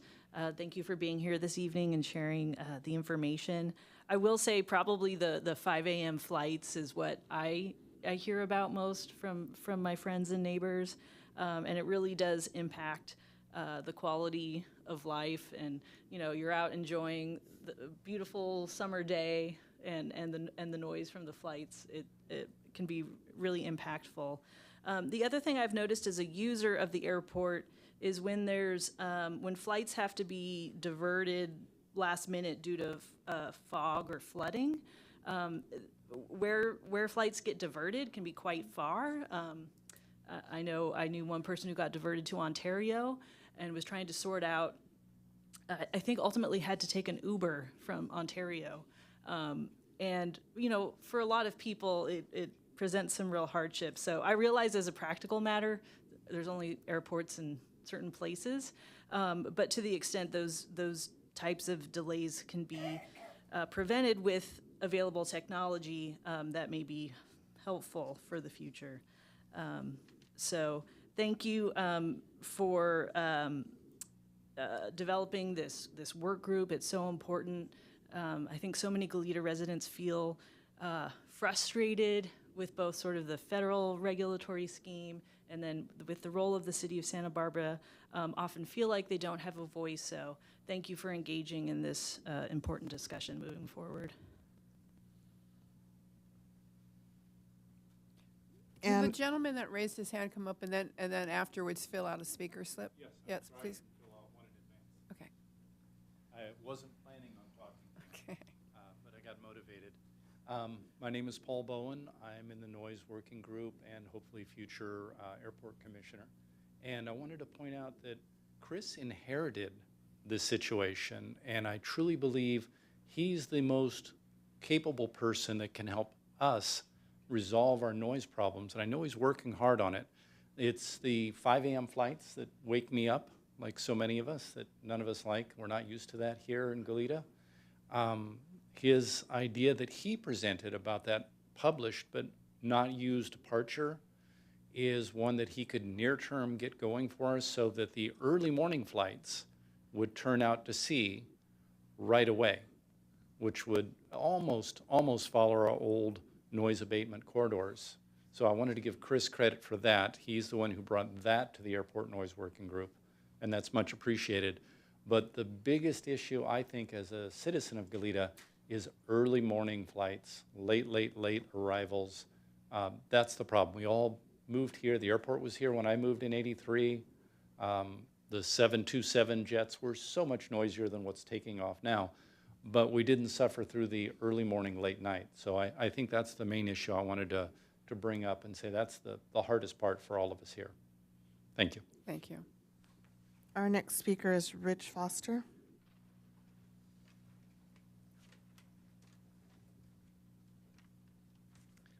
We do have a nice airport. Facilities are lovely. Flying out of there myself, thank you. You know, as far as electrification goes, if they get a vertical electric takeoffs, they're probably going to have horizontal electrical takeoffs. And both of them still have to go over. So our best hope may be quieter vehicles, just the way that some of the newer jets are a lot quieter. I wouldn't count solely on vertical takeoff solving the problem, but also horizontal takeoff with electric planes. Goletans have very limited influence, and I've talked to a lot of people lately, wander around town, and my best advice to them is write Southwest and tell them they're not going to fly on them until they get quieter jets going out there. I know they had a bunch of Boeing flight orders that got canceled, but without doubt, they are the noisiest planes in the sky, perhaps with the exception of some of the private corporate jets.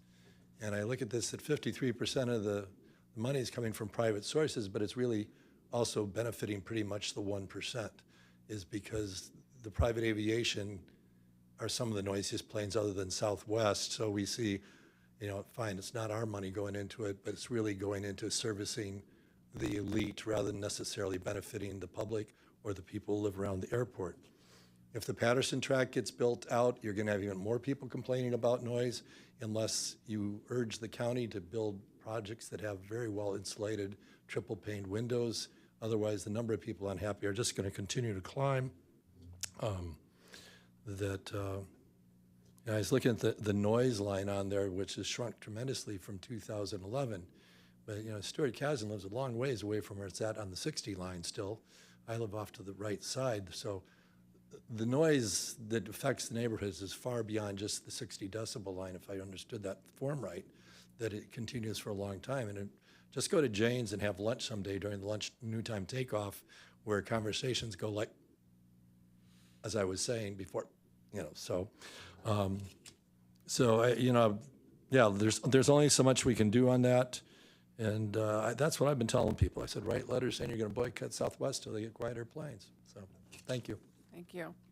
Our next speaker is Ethan Widow.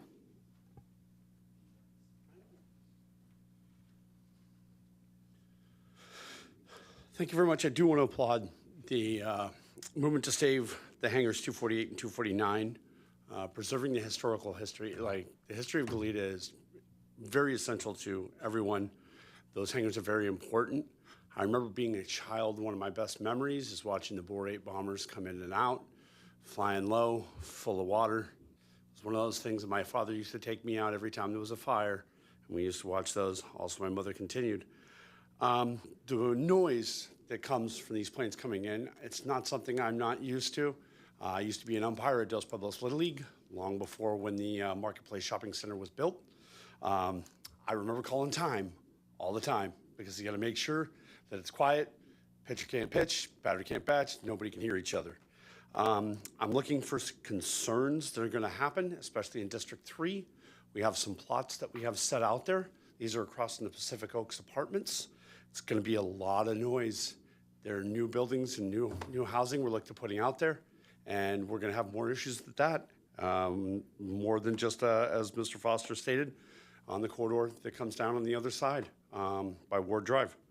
Community benefit. You know, we're looking at community benefit, but the question we're not addressing is we have a whole airport drive-in area that's full of cars, okay? We had cars that we had for years sitting on the streets for weeks that we never addressed. We're looking at the Cinema Twin Theater plot that just sits there, overgrown. Nothing goes on with it. The last question I wanted to ask, how about bicycle? What's the bicycle storage options at the airport? I'm just curious. I haven't heard anything. I really appreciate addressing bus and transit storage, but what are we looking for bicycle?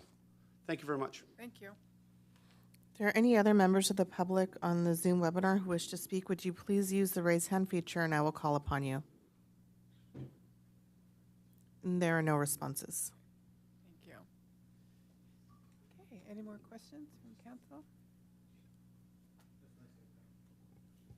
Yes, thank you. Thank you all.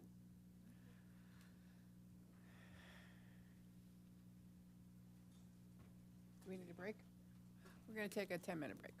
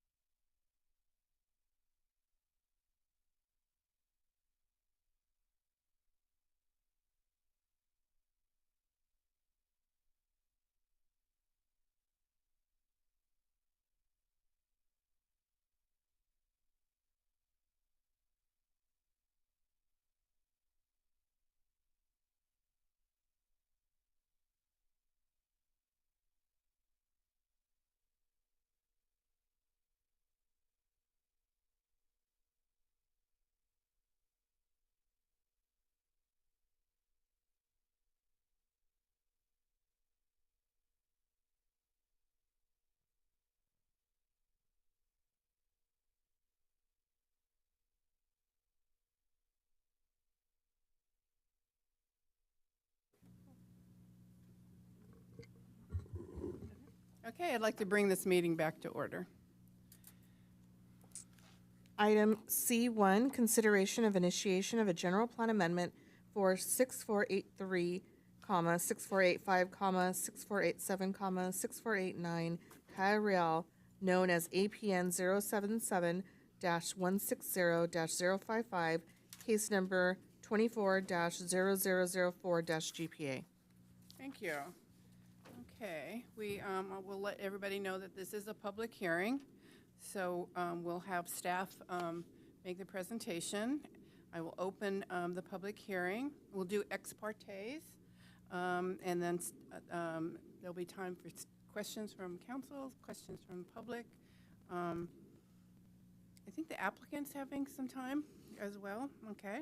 And then staff responses, more council questions, close the public testimony portion of the hearing, council deliberation, and then close public hearing and entertain a motion. Okay, we're ready. Thank you, Madam Mayor. I will turn this over to Associate Planner Christina McGuire, who's going to give the presentation, but I'm also available for questions to be myself, Mary Chang, who's Supervising Senior Planner, and if we need, Director Imhoff is here as well. Okay, perfect, thank you. Good evening, Madam Mayor and Council. My name is Christina McGuire, and I'm the planner for the Los Carneros Business Center General Plan Amendment Initiation. Wanted to just mention that the primary reason this project is before you today is that some of the uses on the site are non-conforming to land use and zoning regulations, primarily a microbrewery Captain Fatty's and winery Samsara.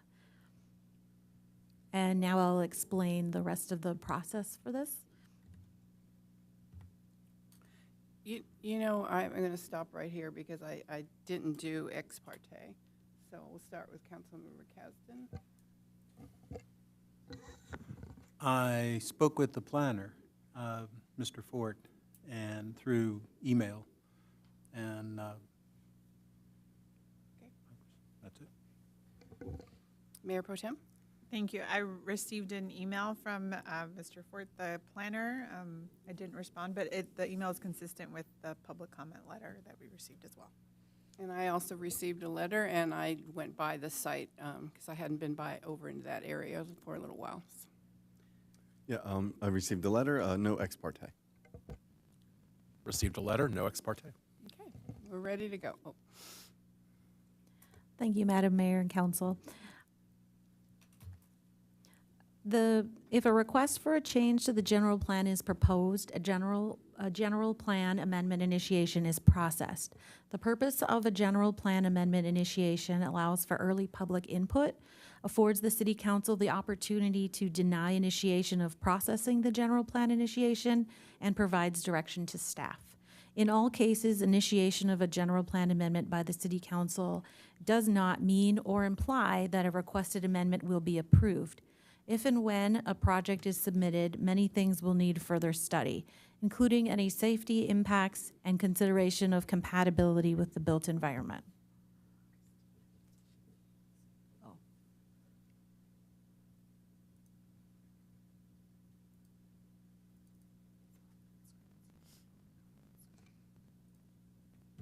Oh, pardon me.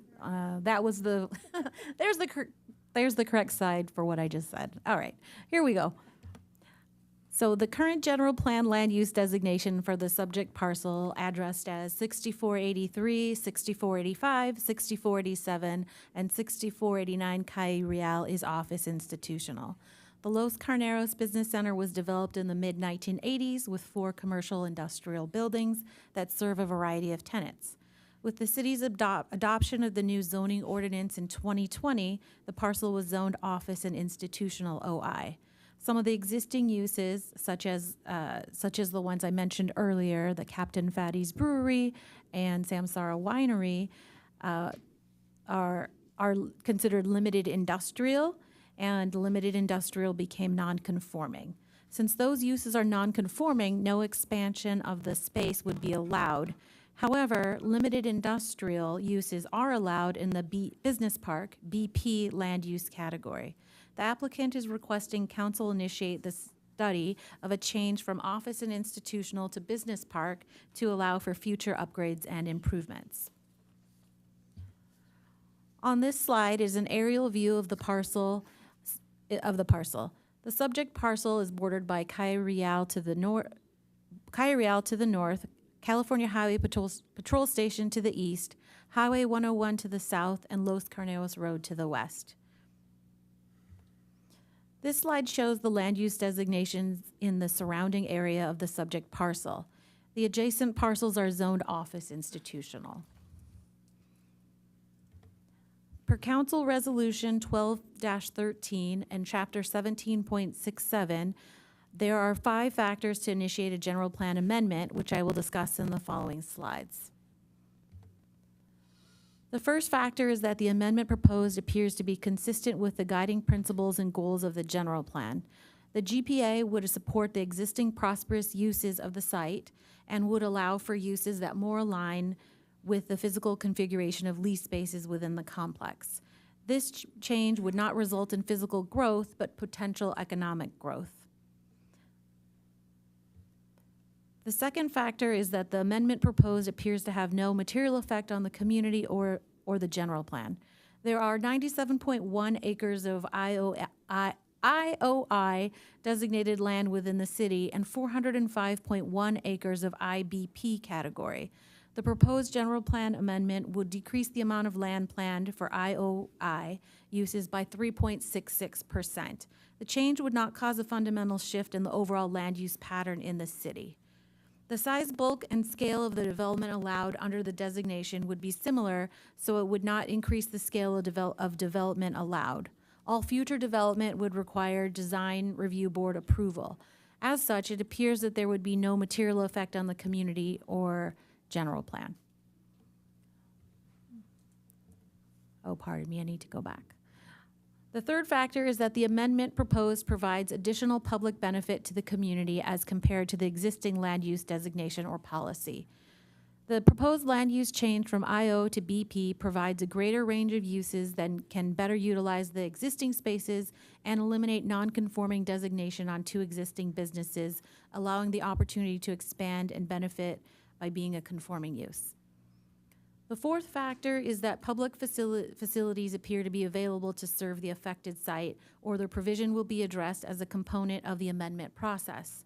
The subject parcel is currently owned by Los Carneros Investments LP, and all public facilities required to serve the site already do so. The provision of public facilities would be addressed as a component of the permitting process if City Council decides to initiate the general plan amendment. The fifth factor is that the amendment proposed is required under other rules or regulations. The amendment proposed is not required under other rules or regulations. If the general plan amendment process is initiated by City Council, the applicant has an opportunity to apply for a general plan amendment to become a conforming use on the property and to upgrade and make improvements. Next, the Planning Commission will consider the general plan amendment and related actions and make a recommendation to the City Council. The City Council will be the decision maker for all project components. Staff recommends that the City Council approves this request of initiation of a general plan amendment for the Los Carneros Business Center at APN 077-160-055, case number 240004, GPA. I did want to bring to the council's attention that we did receive a comment letter from the Goodland Coalition, which was distributed to the council earlier today and also posted on the website for the public. That concludes staff's presentation. Staff and the applicant team are available for any questions. Thank you. Would the applicant like to say a few words? All right. Thank you, Mayor Perotti and council members. I'm Steve Fort, Principal Planner with SEPS Land Use Consulting, and with me today is Peter Goodell, Commercial Property Director with the Tobes Group. Thanks, Ms. McGuire, who's been our case planner on this, for her work on the staff report and processing and guidance through this process. And thanks for consideration of this request to initiate this general plan amendment to change the land use designation of the property from office and institutional to business park.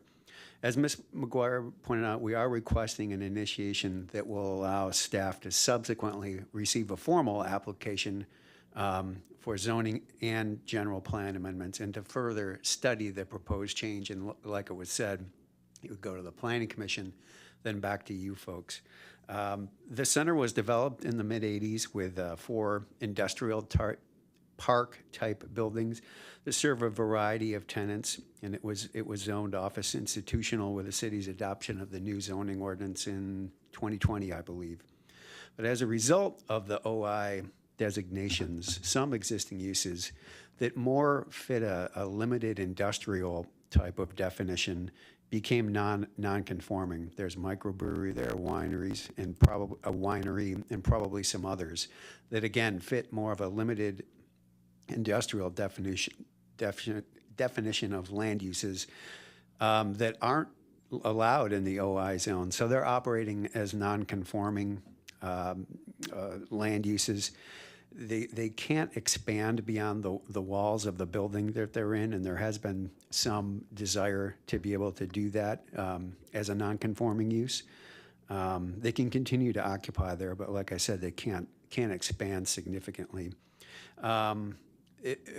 With the change to business park and where these limited industrial uses would be allowed, they would be able to increase their footprint within the existing park over there. Any existing non-conforming businesses would become conforming uses and sort of remove any of the limitations that are involved with that. And it's also important to consider that the design of the lease spaces within the complex lend themselves to these business park, limited industrial type uses, roll-up doors, et cetera.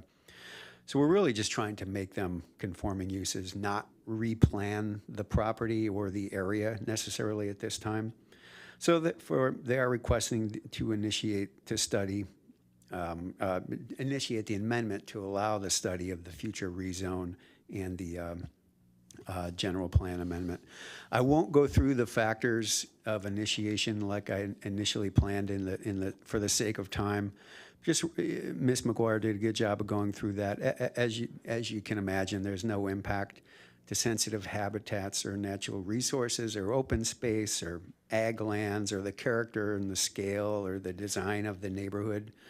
The benefit really is that the proposed amendment will enable these existing successful businesses to continue operating and contributing to the mix of employers that are over there, and continue employing folks, and allow them to lease to future tenants that best align with the location and the design of the campus and the design of the leasable space. So in closing, I just want to reiterate that the goal is to study what I would say is kind of correcting land use designations that weren't quite accurate when the general plan and the zoning designations were applied.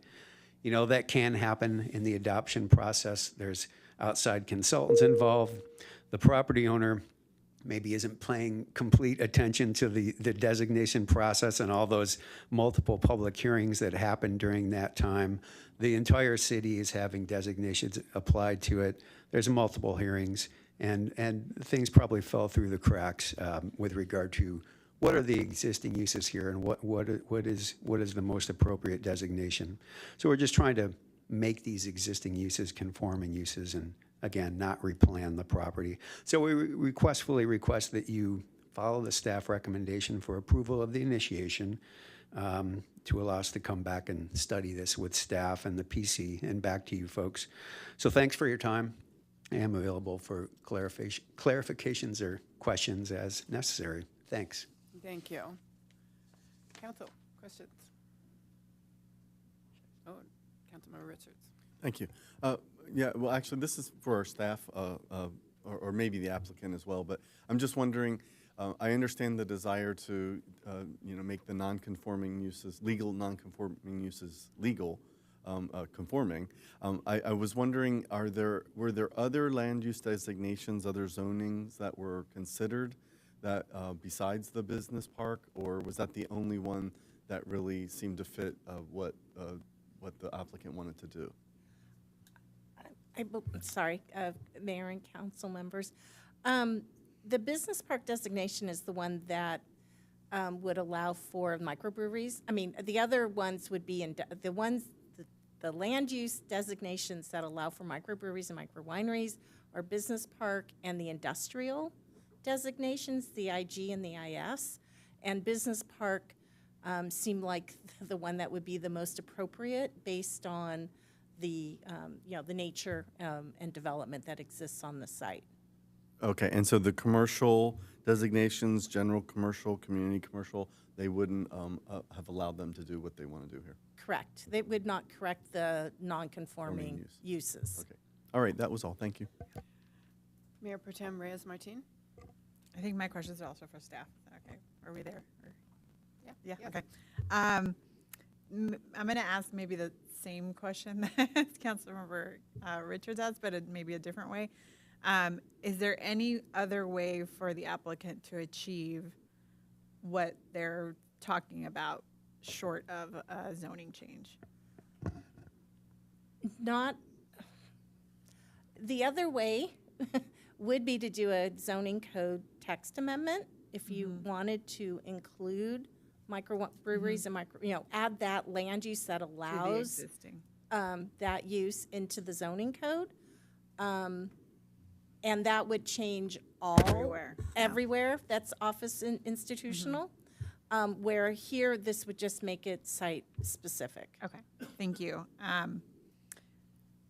Another question I had is, maybe this is a little bit about the process, and I know we've talked about this before, how we're taking this step now, but then it's still going to come back to us. So you can tell me if this is premature, these premature questions. But if we were to allow the applicant to move forward,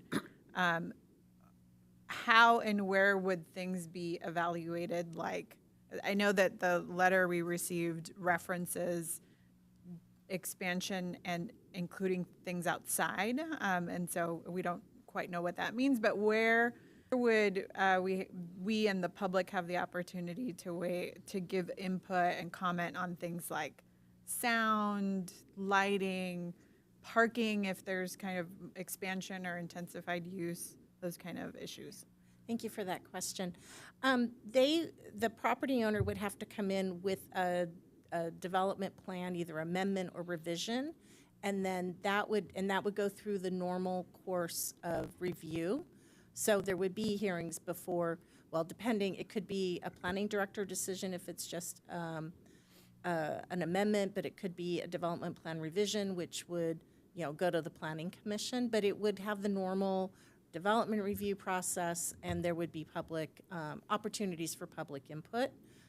And it wouldn't necessarily, if it's just the development plan, I'm going to say development plan revision process, just in general, that wouldn't necessarily need to come to council unless it came on an appeal, but there would be an opportunity for public input if changes are anticipated, physical changes anticipated at the property. Obviously, the zone change and general plan amendment is a legislative act, so that would, without a doubt, come, it's a requirement that it would come before you for that part of it. Okay.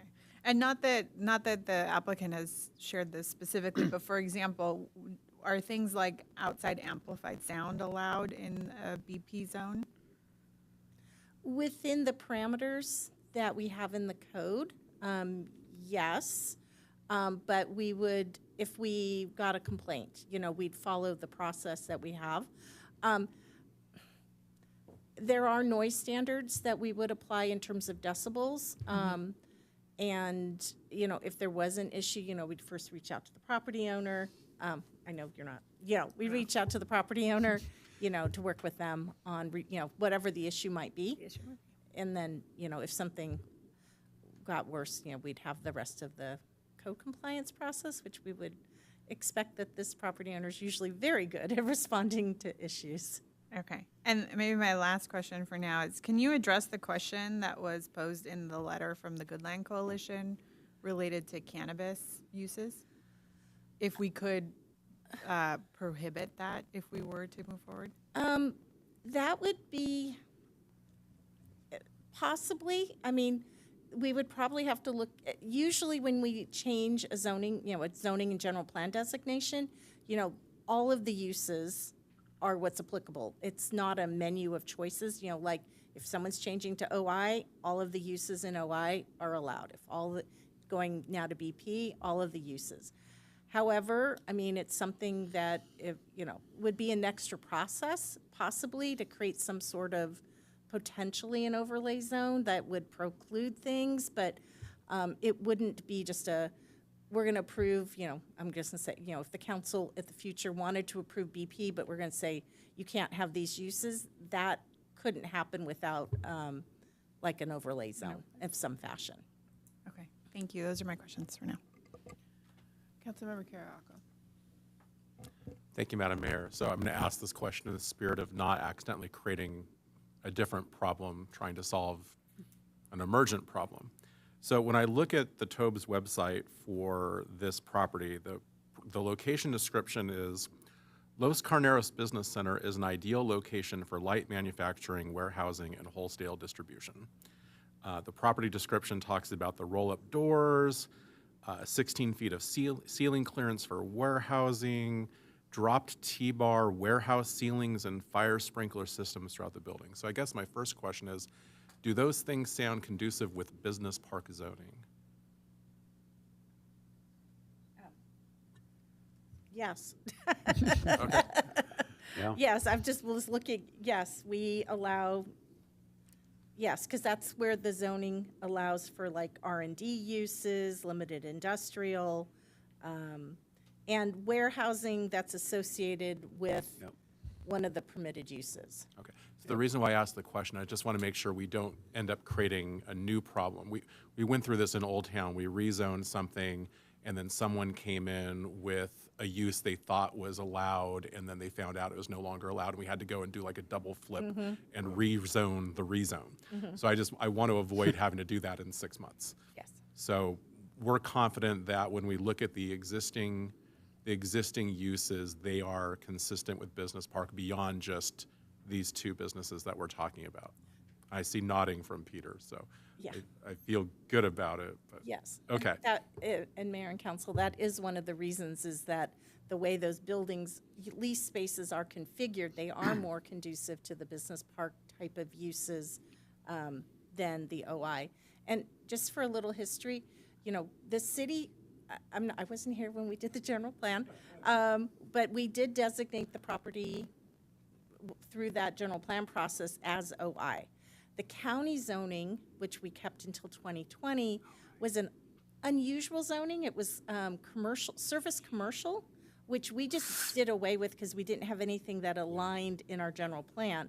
So as you might remember, when we adopted the zoning, or adopted Title 17, all we did was create zoning districts that matched up to the zoning district. So this kind of conflict, where they didn't quite align, kind of goes back to when we adopted the general plan, for this property. Okay, thank you. Those are my questions for now. All right. Councilmember Caston.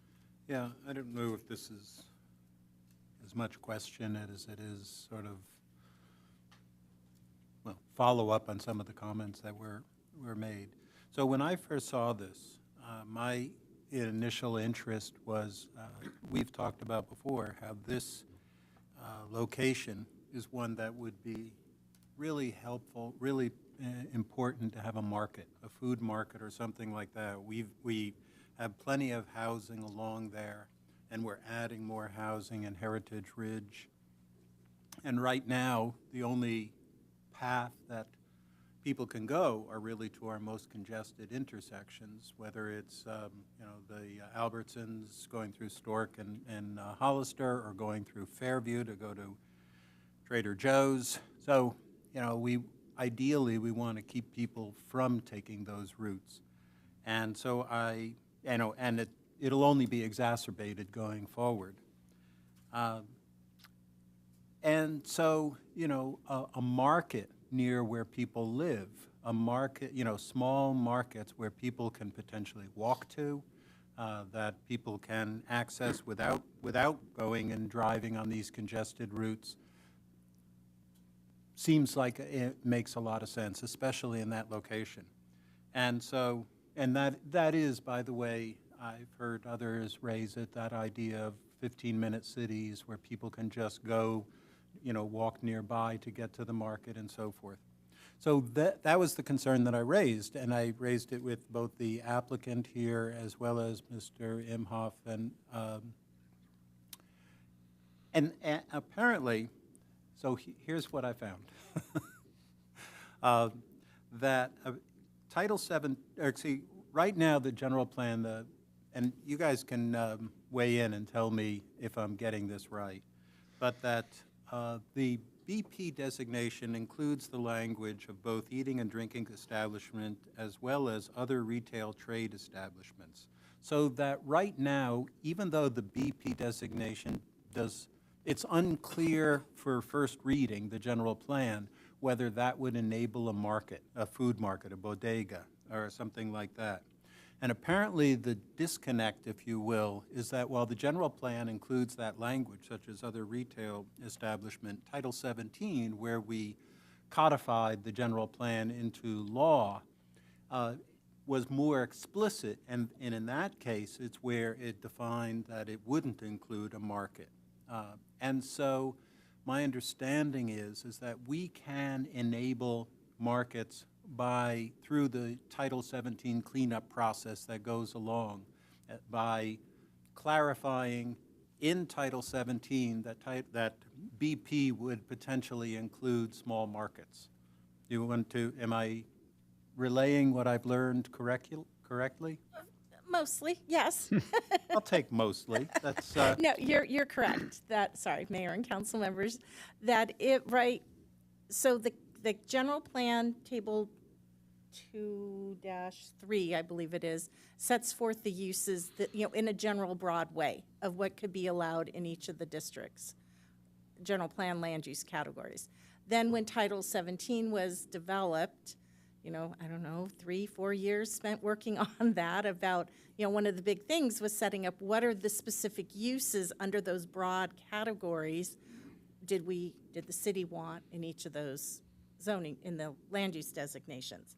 And restaurants, eating and drinking establishments was one that was put in BP, but with a limitation on no more than 20% of the floor area, which is how while the microbreweries and microwineries can produce wine, and having the tasting rooms would probably fall under that part of the zoning category. So yes, if the council was interested in amending the uses of Title 17, yes, it could be a text amendment, and that it would go through the process. And it would probably have to be added to the planning environmental review work plan, and you'd have to prioritize where that would fall and which division it would fall under. So I'd like to propose that we add that. We can deal with the prioritization when we do our next process. But, as we add housing, we have to figure out ways how to reduce congestion while we do that.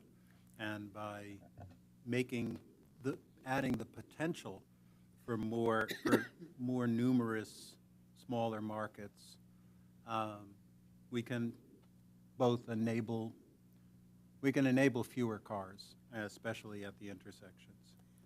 So, hopefully, would there be somebody interested in seeing that go forward? Well, we're not talking about a project. That's always You been think it's, my frustration. am I off topic in a way to ask for that at this point? Yes, Councilmember Kesden, I think maybe during deliberation, if you could, if there's a quorum of members that want to provide that direction separately to come back as its own item. So you mean not during the question period, this same item, but during deliberation? I think you could provide direction tonight if there's a consensus among council, and then it would need to come back separate and apart from this. Right, from this that's all consideration. I was just saying, something to bring up at a future, for a future event.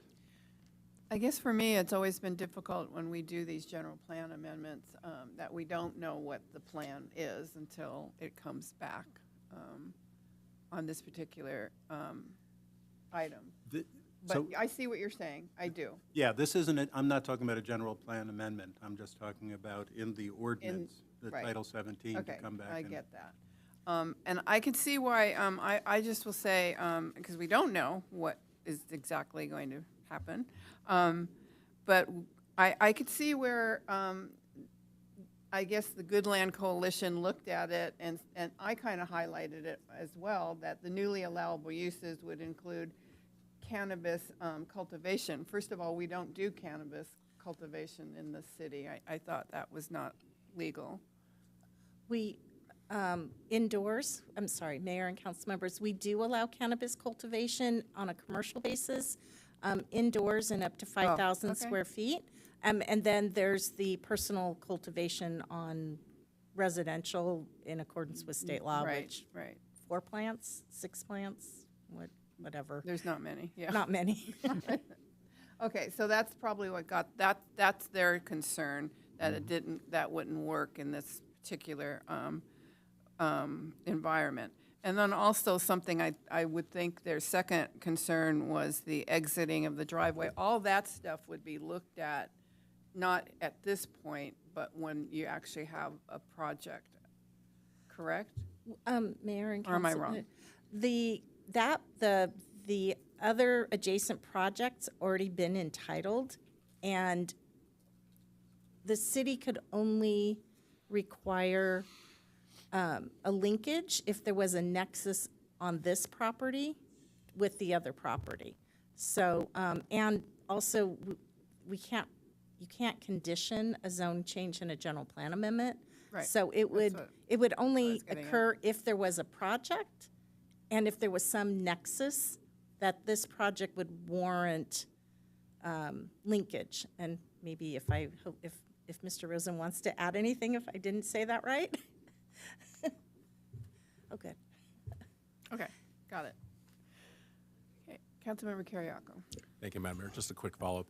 It's kind of novel to be sitting here actually talking about a general plan initiation the way I think it was kind of envisioned to be. So often, we're supposed to pretend there's not a project when there is a project, but we kind of can't talk about what we all want to talk about.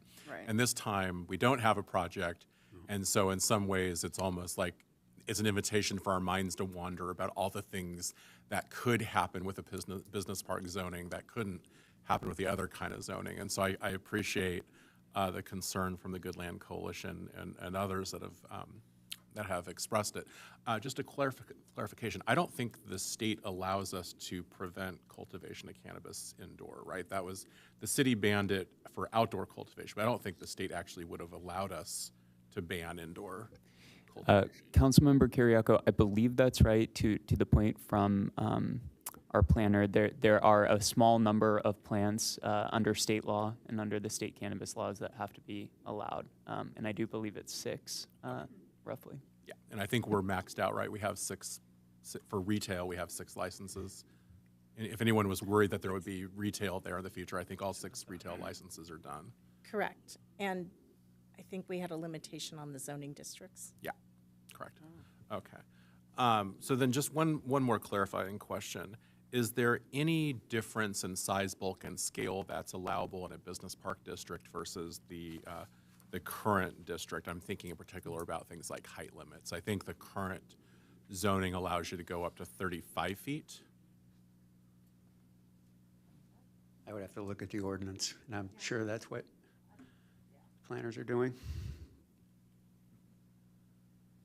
This came up during the Kai-Real mixed-use project too, if I remember correctly, because they were asking for concessions.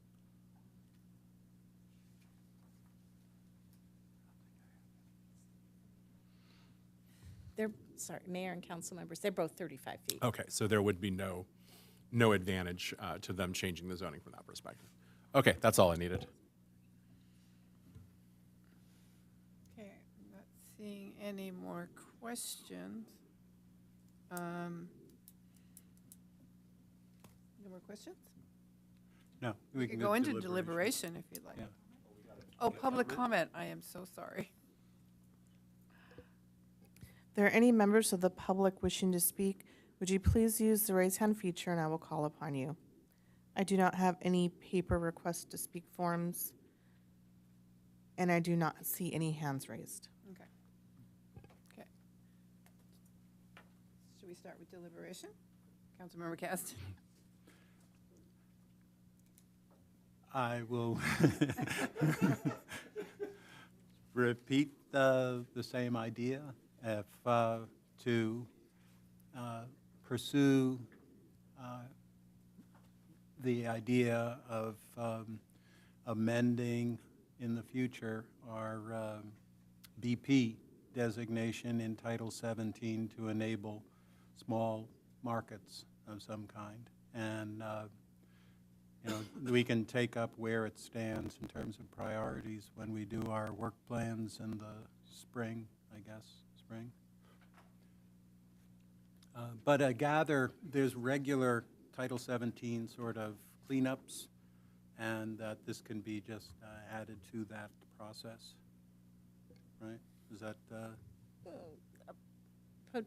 Potentially, but Yeah, we'd have to consider it. Councilmember Keston, I think if there's a majority of members that want to provide that direction again to come back as a separate item, so I think it would be essentially direction for staff to study and bring it back to council. Okay. Fair enough. As it came up relative to this item, staff can study and look at a possible amendment to Title 17 regarding a BP designation, but that would be separate and apart from the application and the motion under consideration. I think what a version of what I could support based on what I think you're trying to get at is for staff to include it in the work plan to tell us what the level of staff effort that would take. So I think we think sometimes that, oh, just add it in there, or it'll be, and it may be a lot more work than we realize. So I'd be okay with including it, and you know, when the department comes and says, here's everything, and then we prioritize, maybe it doesn't Right. end up rising to the top, but. No, and I don't think there's anything imminent that, you know, it's just as we look ahead and think, what do we want? So that's fine. Yeah, is that an affirmation? Okay, good. I'm nodding. Okay, so I'm going to close the public testimony portion and move into deliberation. Do we have any more? Anything else we'd like to say? As long as it doesn't leapfrog Old Town visioning. So in discussion with, or in brief discussion with city manager, you know, if that's direction is provided consistent with what the Mayor Pro Tem mentioned, I don't know that we need a motion, that sort of direction that the department can include in the work plan for when they come sounds back with Title 17. All right. So then I'm going to close, I think it's time to close the public hearing and entertain a motion. Who would like to do that?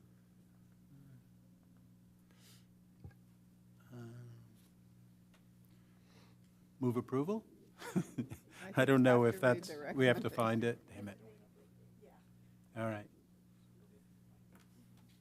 So Councilmember Kazan, I do have it handy for potential consideration for the motion maker. So it's the adopt the attached resolution entitled "The Resolution of the City Council of the City of Goleta, California, initiating the processing of an applicant requested general plan amendment and adopting a notice of exemption for 6483, 6485, 6487, 6489 Cali Rio, and with the APN numbers included, case number 240004 GPA. Since I've memorized what you just said, I can now repeat it back. I take it it's okay for me to say that as he said, so I concur. So that would be my motion. Yes, thank you. Who would like to second that? I'll second that. Okay. Roll call vote. Council members, if you can please lock in your votes. Councilmember Caston, Aye. Councilmember Richards, Yes. Councilmember Kiriako, Aye. Mayor Pro Tempore Reyes Martin, Aye. and Mayor Perotti. Aye. Okay, ayes have it. Unanimous.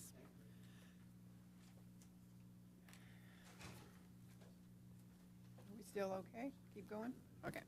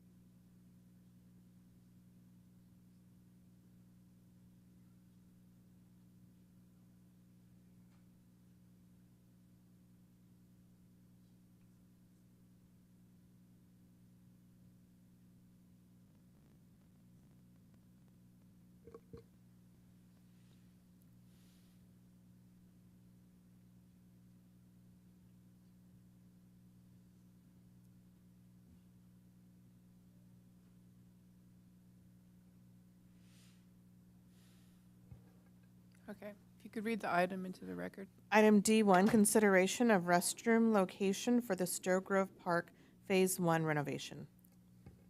Thank you. Ms. Plummer? Good evening, Mayor and members of the council. Tonight, I am excited to talk to you about Phase 1 of the Stowe Grove Park renovation project. In the audience tonight is Mr. George Thompson, our Parks and Open Space Manager, who's been working closely with us on this project. As well, Lisa Prasse is in her office should there be any questions related to the municipal code or the general plan. But just wanted to share, as you're aware, the Stowe Grove Park Master Plan project, the plan and the CEQA documents were approved in December of 2023, and in June of this year, we contracted with K2&A to develop the construction documents for Phase 1 and design development plans for the remaining phases. We're working on our technical issue here. Thank you, Mr. Valdez. At the end of August this year, the project team visited the site to conduct a detailed evaluation of the existing facilities, and as well as the precise location of the new restroom. As council's aware, the master plan included maintaining the caretaker cottage and developing a public use in the same vicinity.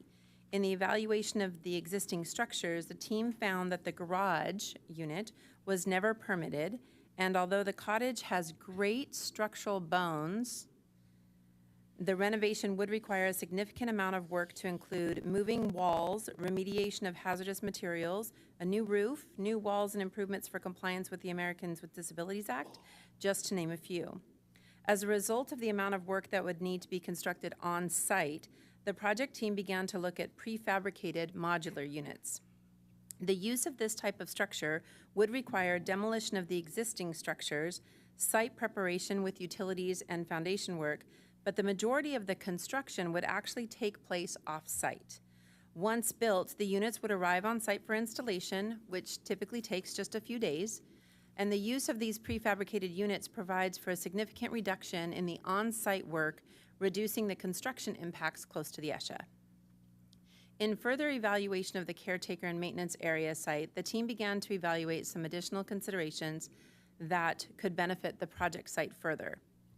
A reorganization of the caretaker maintenance area would allow for the larger physical structures to be pulled away from the line of the eucalyptus trees that run along South La Patera and group them in a way to eliminate the need for the secondary maintenance driveway. As you may recall in the plan, we'll go to the next slide, please. Oops, no, sorry, back one. Go back to. Let me go back. Well, you can, either way, back or forward. Back one more. In the plan here, you can see right by the new playground, we evaluated the need for a new driveway because our current driveway for maintenance access comes in from the existing parking lot and goes down the walkway. So to eliminate that pedestrian conflict, we put in a new driveway that would go into the maintenance yard. And right before we did the CEQA evaluation, we actually evaluated a driveway in between the maintenance area and the current caretaker cottage, so that we had an option to consider. So if we did this reorganization, it would eliminate that need for that secondary driveway, and that also would eliminate the need to remove a eucalyptus tree or an oak tree, depending on that final location of the driveway. The reconfiguration would also provide the opportunity to include a new restroom facility, the actual new restroom facility, to be grouped or located with other built structures instead of the original proposed location in the middle of the park. Lastly, the proposed reconfiguration and grouping of the restroom with the other structures also provides the opportunity to reduce the footprint of the area, returning a portion of the old maintenance yard back to the park and available to the public. We'll review the footprint, but I wanted to share that if approved by council, park design and ESHA or ESHA buffers could still be general plan and zoning compliant if significant impacts are avoided or mitigated to the maximum extent feasible. Conservation element states that public works projects identified in the CIP may be allowed where there are no feasible, less environmentally damaging alternatives. Because this work does take place within the ESHA buffer, we would have to work with the planning and environmental a review department to develop documents for discretionary review that would be returned to council with the specific development findings associated with this project. As a reminder, in the CEQA document, the only impacts in the project that were identified were impacts during construction, not long-term impacts. That's, again, another reason that we were looking at this, is to eliminate the construction near this ESHA buffer. So we're going to go ahead and move to slide 5. So here on slide 5, you see the existing structures with the existing trees and the fence line. As a reminder, the maintenance vehicles currently access the park through that front driveway and down the driveway, the walkway that leads to the playground. The master plan currently addresses this pedestrian vehicle conflict with the new driveway that we discussed earlier into the maintenance yard, and this walkway will be improved during phase 1. The next slide is an overlay of the existing structures with the approved master plan. You can see here that one of the proposed driveways on the south would likely require the removal of a small eucalyptus tree, and if we were to use the driveway between the maintenance yard and the caretaker space, it would actually eliminate an oak tree. You can see here the location of the new restroom is east of the walkway.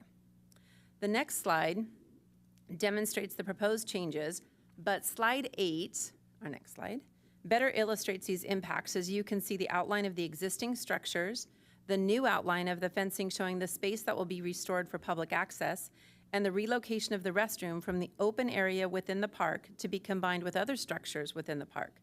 This pulls the fixed structures away from the tree line and primarily outside of the 50-foot buffer. The green dotted line is an estimate of the drip line, and the lighter green is an estimate of the 50-foot buffer. The size of the structures are approximate size, with the caretaker space coming in around 1,000 to 1,100 square feet, the public space somewhere between 600 and 700 square feet, which is the size of the existing garage, and the 300 to 400 square foot restroom that will accommodate 4 family or gender neutral restrooms. Staff has communicated with the steering committee, which included a member of the Parks and Recreation Commission, Mr. Richard Jenkins, Zach Rissell, who represents the Stowe family, and Jesse Allstat, who is not only the chair of our Public Tree Advisory Commission, but also an active member of our Audubon Society. In addition, this item was taken to the Parks and Recreation Commission at their meeting in early September. There has been expressed concern about the language within the existing deed for the Stowe Grove Park and concerns related to the idea of removing the existing structures. The existing buildings do not have a historical designation, and nor does the park. And in speaking with the family representative, their primary concern is that a caretaker facility remain to be included in the park. Mr. Rissell emailed earlier today and stated that the Stowe Company is comfortable with our approach of demolishing the current caretaker cottage and looking to rebuild the cottage, hopefully in stage 1, if funding permits. Stage 2, if the city does not have sufficient funds in stage 1 to rebuild the cottage, is also acceptable. The Stowe Company does understand that the city does not have firm timelines yet for stage 2 funding.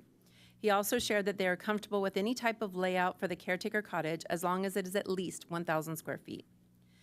Direction of the new restroom is necessary to keep our project moving forward for the development of the construction documents, which is why we're here this evening. The other layout considerations will be fine-tuned and brought back in our master process, in our construction document process. But in order to group the buildings together, it was important to look first at the restroom and moving the restroom from the park area into the originally established maintenance area, combining it with our public use area, relocating the caretaker cottage. All 3 of those units would be prefabricated structures constructed off-site and brought in for installation, similar to the 2 buildings we have at Johnny D. Wallace Park. And then during phase 1, we would definitely be demolishing the existing structures, primarily due to the blight caused by the deteriorating caretaker cottage, and we would prepare the site for the new facilities. It's our hope that we have enough funding in phase 1 that we would be able to replace the caretaker cottage and the public restroom during phase 1. The public restroom for sure, the caretaker cottage if we have enough funding, but if not, we would have all the utilities ready to receive the structures so that in phase 2 we can add those in as a priority. So that is all I have for you this evening, and I'm available if you have any questions. You were kind of going fast, and Sorry. I didn't catch the part about you speaking with the Stowe family about the caretaker's house, did they say that they were fine with a prefab, or as long as it, did you say at least 1,000 feet? Correct. And I apologize, I tend to speak a little fast. The caretaker cottage, the Stowe family and the public wanted to make sure that the park included a caretaker cottage. That's what we found out through the master planning process. There was not an express desire to keep the existing structure, and in the existing condition of the structure, the Stowe family, the Stowe company is actually in support of demolishing the existing structure as long as it's replaced with a structure that is at least 1,000 square feet. which Okay, is the so they're approximate not size of the expecting existing this to be a structure. temporary structure and then ultimately build permanent structure? Correct. It would be replacing the existing structure with a prefabricated or modular unit. Okay, but not moving forward in the years to come with something more permanent? It Has that been would be discussed it with would be them? a permanent structure. So if we were to eliminate, the desire in the master plan is to maintain a caretaker cottage. Yes. So we would, because of the current condition of the existing structure, we would eliminate it. Right. Would take it down during phase one for sure.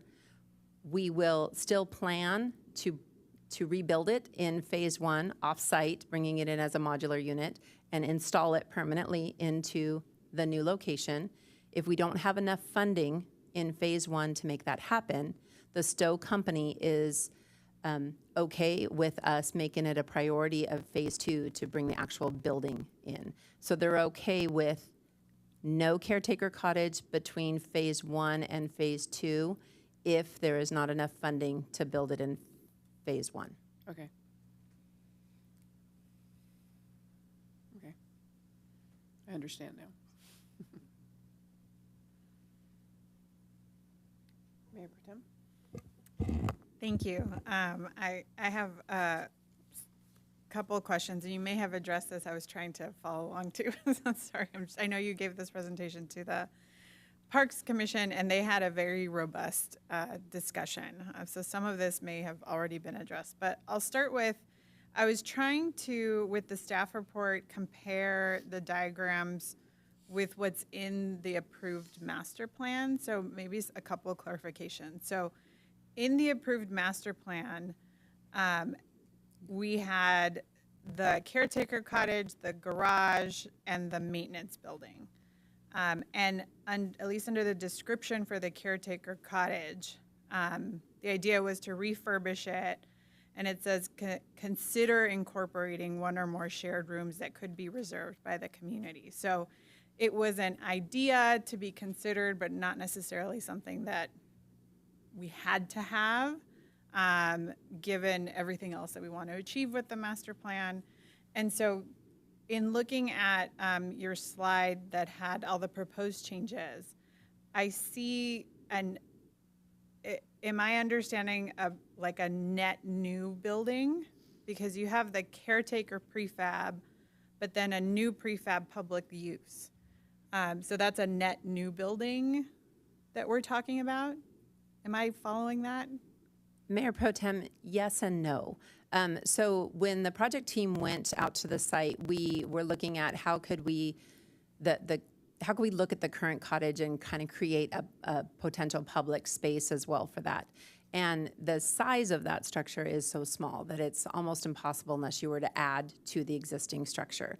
Due to the condition, we started to look at the garage and to look to see if we converted the garage in its existing location to a public space, just an open room, and then worked on rehabbing the existing caretaker cottage, then we're able to achieve both of the goals within the master plan to have that public use. And the public use is yet to be determined whether it was a nature center, an educational center, or a just an open space for rental by Boy Scouts or book clubs or Audubon Society or anybody else. So that this exact use was to be determined. So we were just looking at creating an open space that could have potential to do a lot of a variety. So when we found out that the garage was not permitted and everything we would need to do to bring it up to current regulations, the roof line stated in your staff report, the roof line between the garage and the caretaker cottage, the existing caretaker cottage, are too close together to create two separate uses, a public use and a private use. So that took that opportunity away. So in this proposed changes, we've actually eliminated the garage unit. And so there is a carport, but not a garage. And then then the public use becomes that extra building. So the actual structure building is an exchange, but it does eliminate the garage for the caretaker. But it's not a building or a site location that was in the approved master plan. Which part? The new public prefab. use? Correct. And that's why we looked at, it's not a new concept, because in the master plan, it had said to look at the caretaker cottage to see how we could utilize it as a caretaker space, which was a strong desire of the public. And there was also a strong desire of the public to have a public space for meetings and gatherings. We don't have anything on that side of town that we could do that. So that's kind of why the design team looked at, if we do reorganize this, and in the original design, you can see that the caretaker had a large front yard and a very large backyard. So reconfiguring some of this allows us to use the existing driveway for maintenance vehicles to enter through the existing driveway that goes to the garage right now for our maintenance area, and turn our maintenance area from a rectangle into an L shape, so that we can have the dumpsters close to the parking lot but behind a gate. We can have ample space for our maintenance storage, as well as maintenance bays. Those are just bays to drop materials, and that is a desire, not with something we don't have to have, but it's in here just for schematic purposes.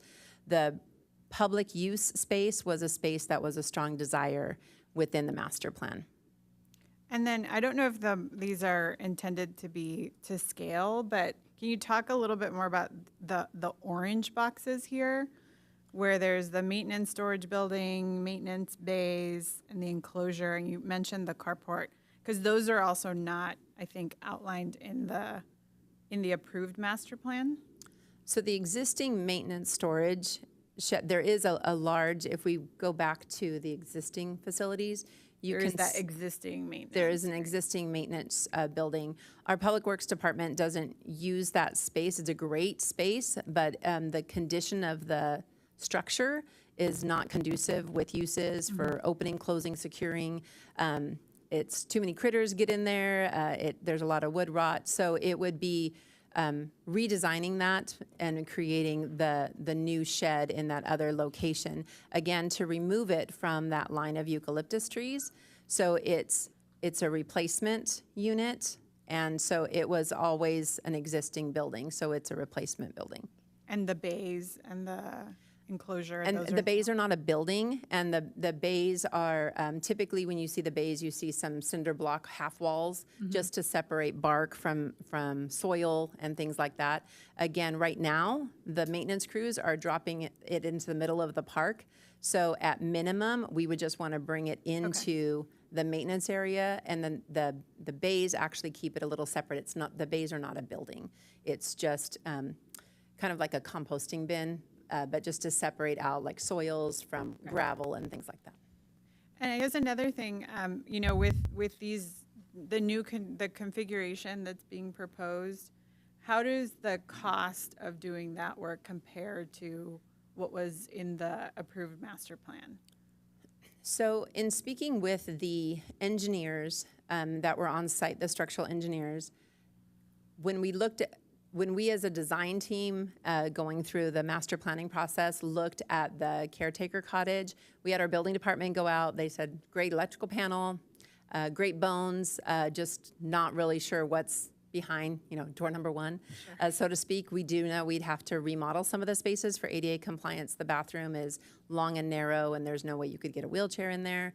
There's steps in every area. So there's significant amount of work that would have had to be done in order to do that. When the structural engineers came in, they said, this is every contractor's dream. Take it down to the studs and start over, which, as you can imagine, that's a lot of work. And to include the roof. So it's not just the roof, but a lot of the roof structure would need to be replaced because when we had the bad storms, they actually went into the house and there was water damage on the roof, the ceiling, the walls, and the floor. So staff remediated that as best they could by eliminating the source of the water and trying to take away anything that was there, but it's water, and water is not a friend to structures.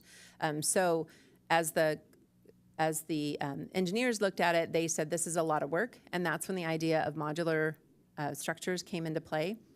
It is our understanding that modular structures are actually less expensive than on-site construction, but we don't have those cost estimates because we're too preliminary into the design. The caretaker cottage is currently a raised foundation, so it wouldn't be any different to have it raised if we needed it raised, or creating the slopes that we need to create to make it accessible. So from what we have been told by our design team is that the prefabricated units are typically less expensive, but I don't know what that savings would be. And again, one of our primary reasons for going with a prefabricated unit is that it takes the construction impacts out of the park and off some other site, and then it gets craned in, and then they're mostly working on the inside, connecting everything on the inside of the structure. Okay, I appreciate that. I think what's challenging is to try to evaluate, what was approved in the master plan versus what's being proposed now without kind of all of that information. So not just the cost of the modular themselves, but all of this work, the demo costs, the, everything being, reconfigured in a way. It sounds like you've thought through that there are benefits to the reconfiguration, which I don't doubt, but it's just a piece of information that makes it a little challenging to say, yes, let's go with that without really understanding that, since we want to make sure this whole project gets done. And I wouldn't want to go down a path that ends up maybe with costs that we didn't realize at this decision-making point that then lead to other potential consequences with the project. So that's why I asked that question. And I guess the last question for now, in case there are other questions, is around environmental review. So there was environmental review that was done for the approved master plan. With these changes, would there be additional environmental review that'd be required potentially for the demo and for just changes to what was in the master plan?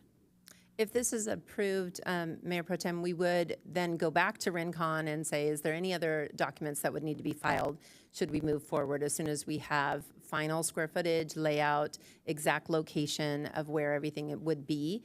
It is our understanding that in the CEQA document, the significant item that needed to be mitigated was the actual construction. It's having the biological monitors out there to check for nesting, to check for roosting butterflies, and it's to have protecting any trees that needed to be protected in place if they're close to any construction. And the noise impacts of the physical construction was the most significant impact. As you go through the CEQA document, most everything is like no impact or little impact, and little impact with mitigation. So the mitigation, again, is the biologists out there to check for any nests or any roosting butterflies, and then also to try to arrange construction, the majority of the construction to take place outside of overwintering season. But, and there's no additional work that would need to be done due to demolition of buildings? No, because That we would wasn't have to be looking at the existing structures in the very beginning of the analysis of the CEQA document. We would be doing significant renovation to those structures as well. So to include at the caretaker cottage, we would have to remediate and take off all the siding because there's lead paint in the siding. And so that was also evaluated. So the demo is a lot faster when you don't have to save anything than it is trying to maintain the bones of the building so that we could rebuild it. Okay, thank you. I'll stop there. Council questions?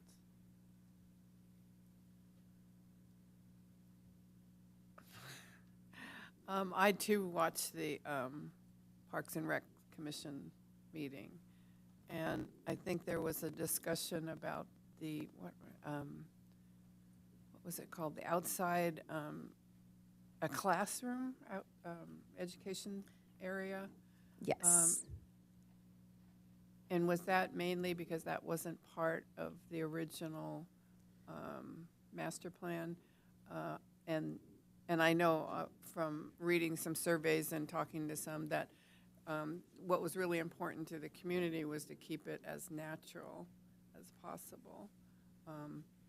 So we wouldn't know what is that being. That's not really being discussed tonight, but it was discussed with the Parks and Rec.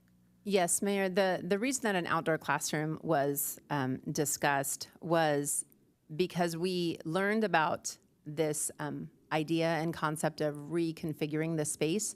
And when the designer kind of came up with a quick template, they had put, Mr. Valdez, will you go to the final one, the slide 8, I believe it is?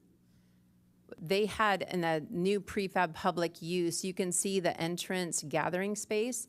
In the design that was quickly prepared for the Parks and Recreation Commission, the designer had actually had a block almost equal to the size of the new prefab public use that was listed as outdoor classroom, kind of envisioning like a large porch. That was a very confusing illustration. It was a quick illustration so that we could talk about it at the commission. It was communicated to the commissioners that it's not really an outdoor classroom, it's more of just a patio, but if we do have it as like a nature center, for example, it's gathering the kids and talking to the kids before they go inside, like keep your hands to yourself, keep our indoor voices, that type of conversation. Because of the input we received from the commission about the confusion of that design, we went back before the council meeting, we went back to the designer and said, we need something that's a lot more clear and that is actually more relevant because that outdoor classroom is not a component. So we were not proposing an outdoor classroom. We were proposing a patio area in front of the public use, which would kind of be as a gathering area. And I just did not want to spend any more money having him refine something as conceptual, especially because we actually were very tight on our timeline to get the information to the commission. So that was a primary conversation, and it was communicated that we are not having an outdoor classroom, but it was a bad illustration for us to present to the commission, and we wanted to make sure that the council had a better illustration, so we asked the designer to create this. And have we notified folks of this meeting this evening? I mean, especially the ones that participated in the survey and were part of the workshops. Did they know? Mayor Prodi, we did share. It was listed in our upcoming council meeting. They'll talk about the Stowe Grove Park project that was sent out last week. There was another one sent out today. Those each hit over 10,000 people. We also sent an email to the sign-in list for those people that did leave information on the sheet. Oops, I'm sorry. There were quite a number that just listed their names, but did not list any other information. And we did send that out. We did hear back from one person that says, oh, I'm going to try to tune in. This looks great. And so we did send it to at least one of the sign-in sheets. The other sign-in sheet I could not locate, but we did send it to at least one of the sign-in sheets from the 2 public workshops we had. And then the survey information, we don't have access to those people that participated in the survey. Oh, okay. Okay.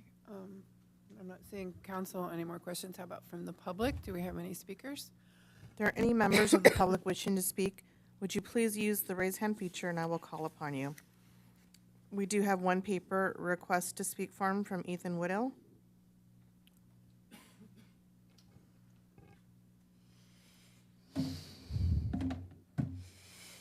Oh. Is having a meeting place in Stowe Grove Caretaker's Cottage a situation where the juice is worth the squeeze, or is it opening a can of worms? Why is this public use important? Do we not have park projects more important? It's not in the plan. It's a clear lack of preventative maintenance being a priority. With lack of funding, you can't move the ball forward. So with the crib wall, the bike path, and a fire station, what are we talking about? The various layouts considered provided a variety of pros and cons in the site to the park users. The project team recommends a layout option that was never considered during the development of the master plan, yet stating the bones are good.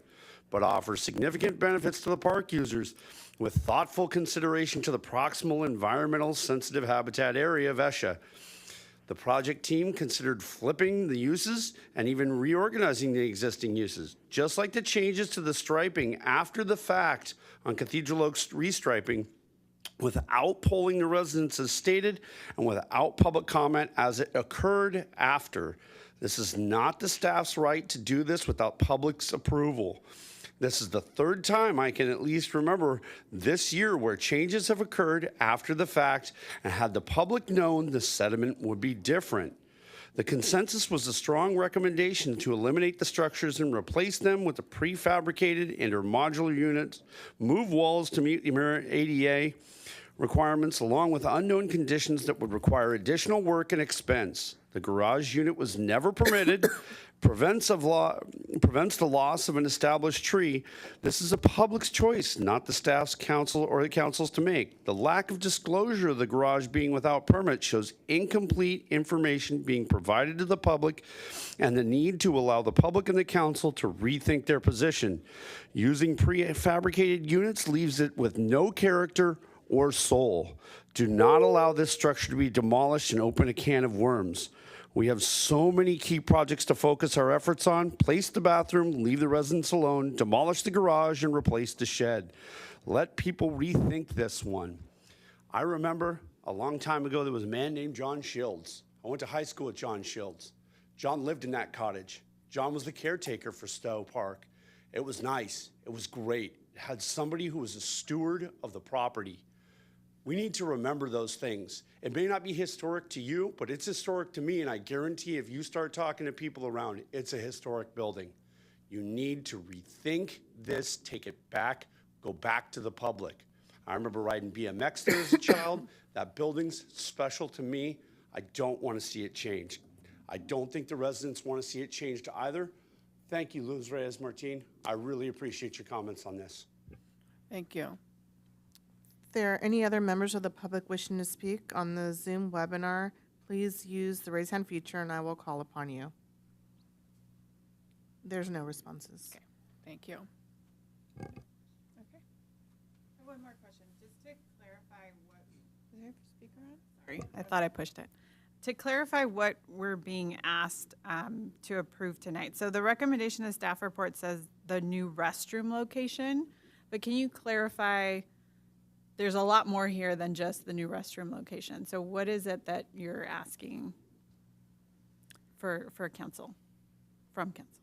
Tonight, we're asking for the new restroom location. The new restroom location, though, will only work if the council is open to the reorganization of the structures. The caretaker cottage, I'd like to share that if we do renovate the existing caretaker cottage, most everything has to come down.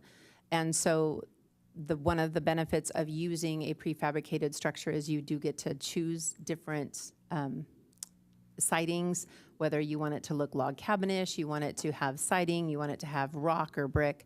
So we do have the ability to choose a design that is compatible with the park, the existing park structure. So I did want to share that with the council. But tonight, we would request the consideration to move the restroom, but it would also have to be with the consideration to reorganize the other structures, because otherwise we would not, we would be within the current maintenance area. So you can see on the bottom of the screen where it just passed the existing maintenance shed, you can see that line, that's the existing fence line. So we were looking at reducing the footprint of the maintenance area to accommodate the restroom and potentially that public space that again was outlined in the master plan.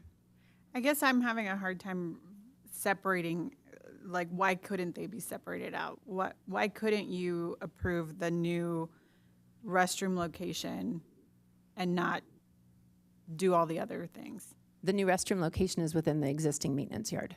In the existing. In the yard? It's in the yard. Mm-hmm. But it's not where the caretaker cottage is. No, but it's it's in the maintenance yard, and so if we do not consider a reconfiguration, then we would need to either add on the left-hand side of the screen where it says existing trees, no tree removals necessary. That is one of the considerations for the driveway to go in, where we would lose an oak tree. The other one is on the south of the maintenance yard, and that is where we would lose a small eucalyptus tree because of the root impacts. And so if we were to put the restroom in the maintenance yard and maybe even just carved it out a little bit, there still would be impacts related to the driveways. Okay. It just And kind of, I may have missed this in your presentation, but why can't we keep the restroom in the original location that was in the master plan? we could keep the restroom in the original location. The reason that we're proposing to bring everything closer together is to have all of the structures in one location, reorganizing where those structures are so that we can return some of the park back to public space that's currently being used for maintenance. And that works if we relocate within the caretaker's current space. We relocate the physical location of the cottage, as well as turn the rectangular maintenance yard into an L-shaped maintenance yard. Okay, thank you. And Mr. Thompson has something to add.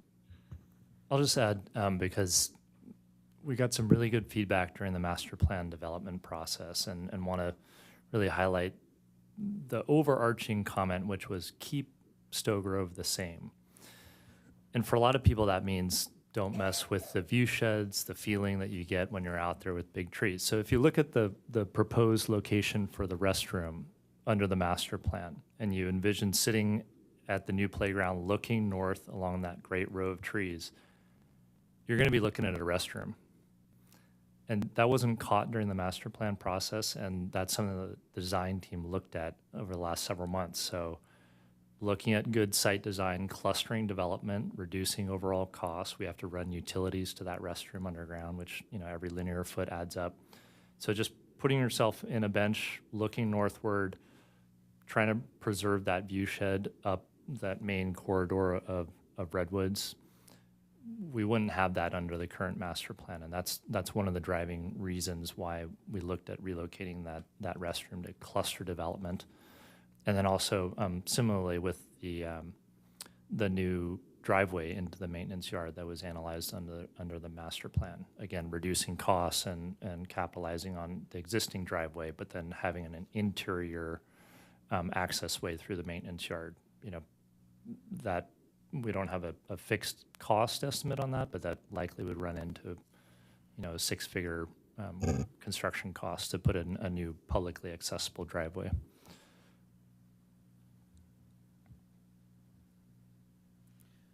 Thank you. Councilmember Carriaco. Thank you, Madam Mayor. I appreciate that last comment.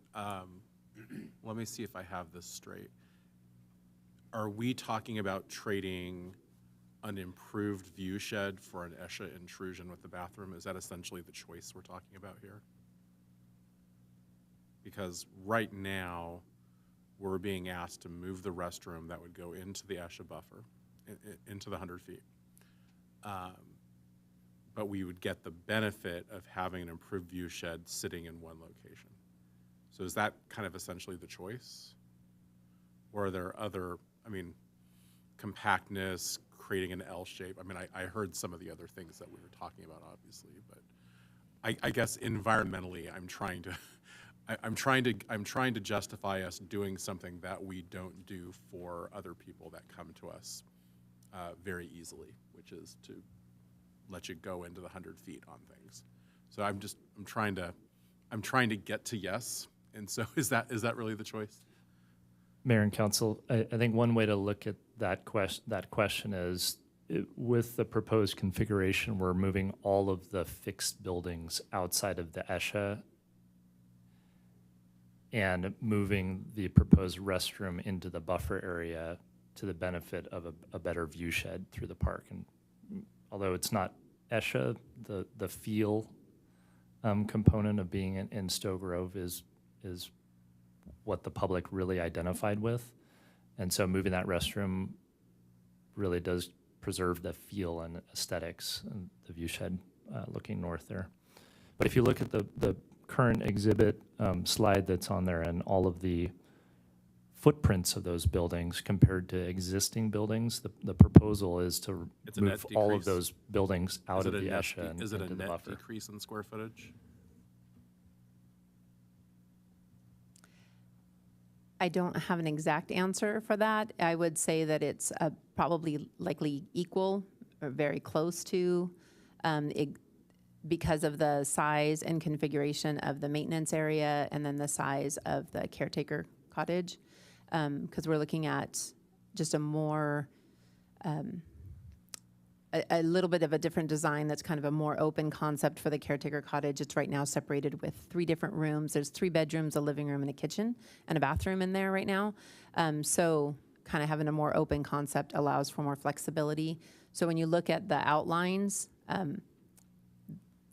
it looks like it's about equal, maybe slightly less. So I don't have an exact answer. I'm sorry. But we can, the caretaker unit, the Stowe family requests that we stay at least 1,000 square feet. The public use, we were sticking with something similar to the garage size. We can go smaller. And then the bathroom, we wanted to have 4 separate gender-neutral family bathrooms. So that's about the size we would need. So having additional community space was important to the Stowes. Having the community space was important to the public. The Stowe family, the primary concern, and the neighbors around the park were the caretaker. The community during the surveys wanted to see a public use. Okay, thank you. Councilmember Richards? Yeah, I have some questions just about the layout of this. So first of all, the bathroom is a different shape, so I guess that's not a concern in terms of, I mean, it went from being a rectangle to more of a square. And I know that the bathroom that we have at Johnny D. Wallace Park, which is also a prefab, has entrances like on either side of the building.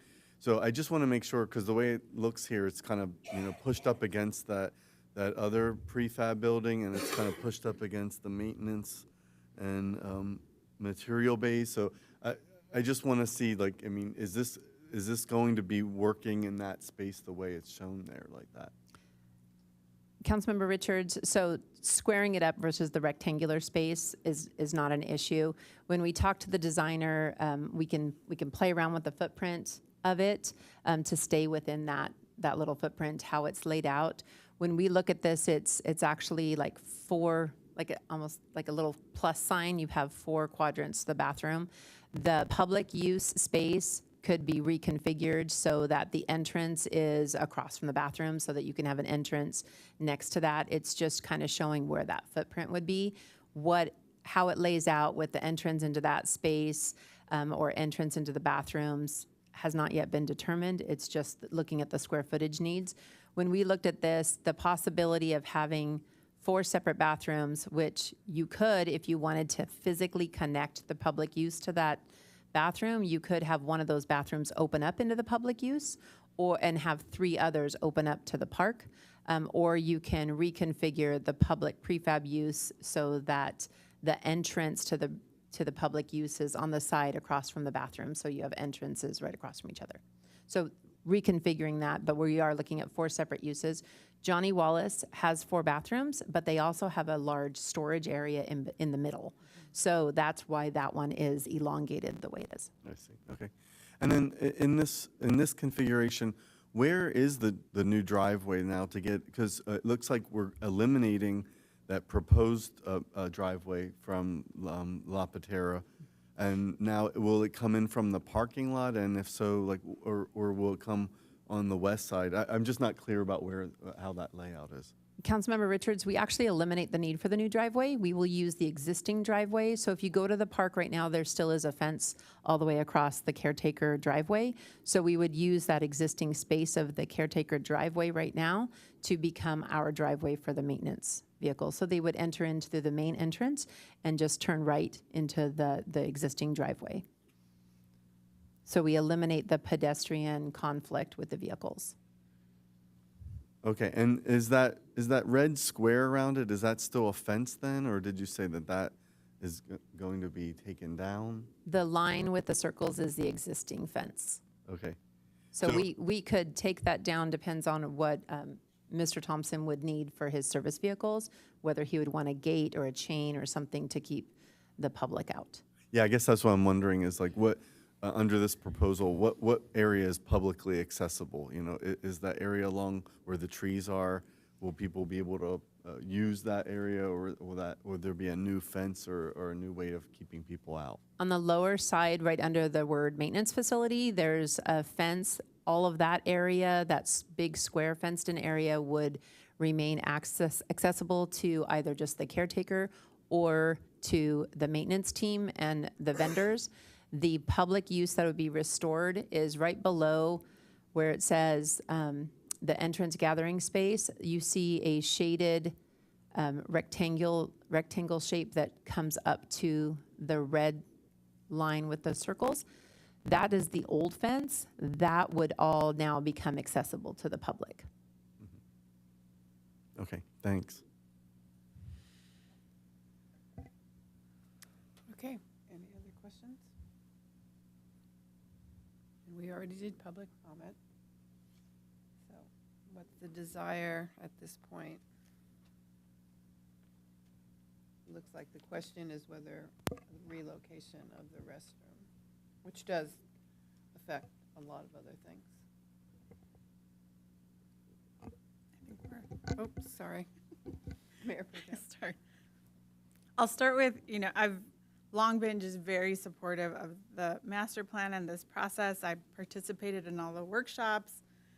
There was so much involvement from the community. I mean, I think I've knocked on almost every door in that neighborhood, and there's just so much love for this park and attention on the process. And I think there's a couple things that concern me about what we have before us. I think the desire to move the bathrooms sets off a series of dominoes that I'm not comfortable with saying tonight I support, because it is quite a big change in what had been presented to the public and the community. And I think in the recommendation, and what was in the public staff report, it really just talks about the new restroom location. It doesn't say, demolition of the caretaker cottage. And I don't want to underestimate that that's a big deal for people in the community and the public. So I think it's not explicit in what's in the staff report recommendation, all of what this one decision leads to. So that piece concerns me a bit. I'm also concerned that we don't have a clear picture of what the costs and process associated with making all these changes, what that leads to. I want to make sure that this plan actually gets accomplished and done. I know you do too. And I just want a little more clarity on what the cost differential really is with doing all of this work. I would have liked to have that information to help inform a decision. So with all that said, I don't think I can support this tonight because of all what I've shared.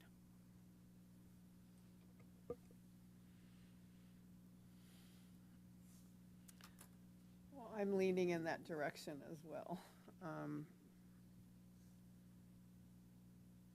Could this come back at, our next meeting is November. What is our next meeting? Madam Mayor, if the council is moving in the direction suggested by Councilmember Luz Reyes Martin, I would say we would continue the item to a date uncertain. We would not be able to get back, I don't think, by the end of the year.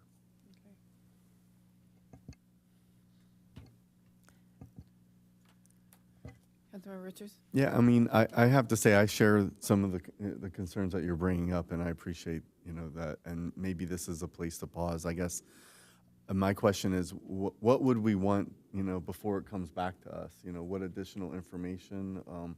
You want cost estimates? I kind of, I don't know if it's possible to get any additional drawings or you know, I wasn't really clear about some of the layout that we're looking at. So I guess I'm just wondering, are there other things, or what exactly? I certainly would want more public input and, you know, opportunities for the public to weigh in. I think one of the concerns that we're hearing tonight is that there wasn't enough robust public input into this revision of what had been a robust public process, you know, so I guess that would be something that I would be looking for as well. Just to piggyback on that, I think my fundamental question is how much of this do we actually need to do? So I think I guess I'm not convinced that the bathroom needs to move. So maybe like getting a little bit more on that. What is, you know, why, what is the benefit? I heard a little bit of that, but I think I'm not there yet on the need to move that. And I think that's a separate issue from the condition of the caretaker cottage. I feel like that's its own issue, and what do we do about that? And then, you know, back to this public community use too. There were some people of the public who wanted a public use. I think that's why the language in the actual master plan is to consider it, and not, you know, envision a separate standalone building that now becomes public use. So I'd want to examine that a little bit more. So in terms of like what more I would need, those are some of the issues that I'd want fleshed out a little bit more. Councilmember Carriaco. Thank you. I'm inclined to agree. I mean, this doesn't always happen, but every once in a while, when you look at a staff report and you look at all the different pieces of things, the alternatives actually almost sound better. Like, I'm reading the staff report and it says, council may choose to not allow the demolition of current structures, replacing them with modular units and including the new restroom within the ESHA buffer, which will result in the restroom being placed in the location specified in the park as currently reflected in the master plan, in the middle of the park between the new playground and a grove of trees. I haven't been persuaded yet why that's not a perfectly good alternative that we should just go forward with. So I'm happy, you know, delaying this. I'm happy getting more information. I'd like to see a lot more public engagement. I mean, it's 9 o'clock on a Tuesday. I feel like if we had a workshop on a Saturday, you'd get a whole bunch of people wanting to talk about the kind of the domino effect that was kind of laid out here, and really kind of ask that question, is it worth making this change given all the consequences associated with that change? And then give people a clear alternative, or you can go forward with the plan the way it says. So that's where I'm at right now. Councilmember Caston. Yeah, I guess there's nothing, you know, I have no problem with doing more community outreach and doing a workshop or something like that. It did sound like, though, there were significant benefits to moving the restroom, and whether it was the view shed or whether it was the the footprint and so forth, the concentration of buildings. So, you know, I guess it might be just, you know, clearly showing here the benefits from one, here's the benefits from the other, how much sentimental value the old caretaker cottage has, or what are there's going to be clear trade-offs for each of the alternatives, and maybe making it clear, here's option one, option two, and let people see it more visibly, how much they want to preserve the old layout as opposed to the benefits attached to the new one. Sure, if I could also just add, Ms. Plummer also did bring up the fact that we're on a timeline for the grant deadline for the, is it called All Abilities or Universal Playground? And so that's another reason why we're pushing on this, but I don't know if you have any specifics you want to relay that may be useful for council to consider. Yes, thank you, Mr. Valdez. The playground timeline, it has to be completed with all documentation turned in with a notice of completion filed by December of 2026. So that means we would be looking at this point, the project team has us going out to bid for construction in the summer. So they've already been put on a hold so that we could go to commission and then bring the item forward to council. So they have not, they've been doing other work like the geotech work and some other elements. But I would have to go back to them to understand what that impact would be and if we could be bringing this conversation and if that would delay our construction timeline. So I just want to be honest, we're not trying to shove a round peg through a square hole, but we have a $750,000 grant that we're trying to quickly get the park designed and move forward. So I will definitely go back to the team first thing tomorrow and say, what does this look like? And then report to Mr. Nisbet to see when we could do something, if maybe we could even workshop with council and the public.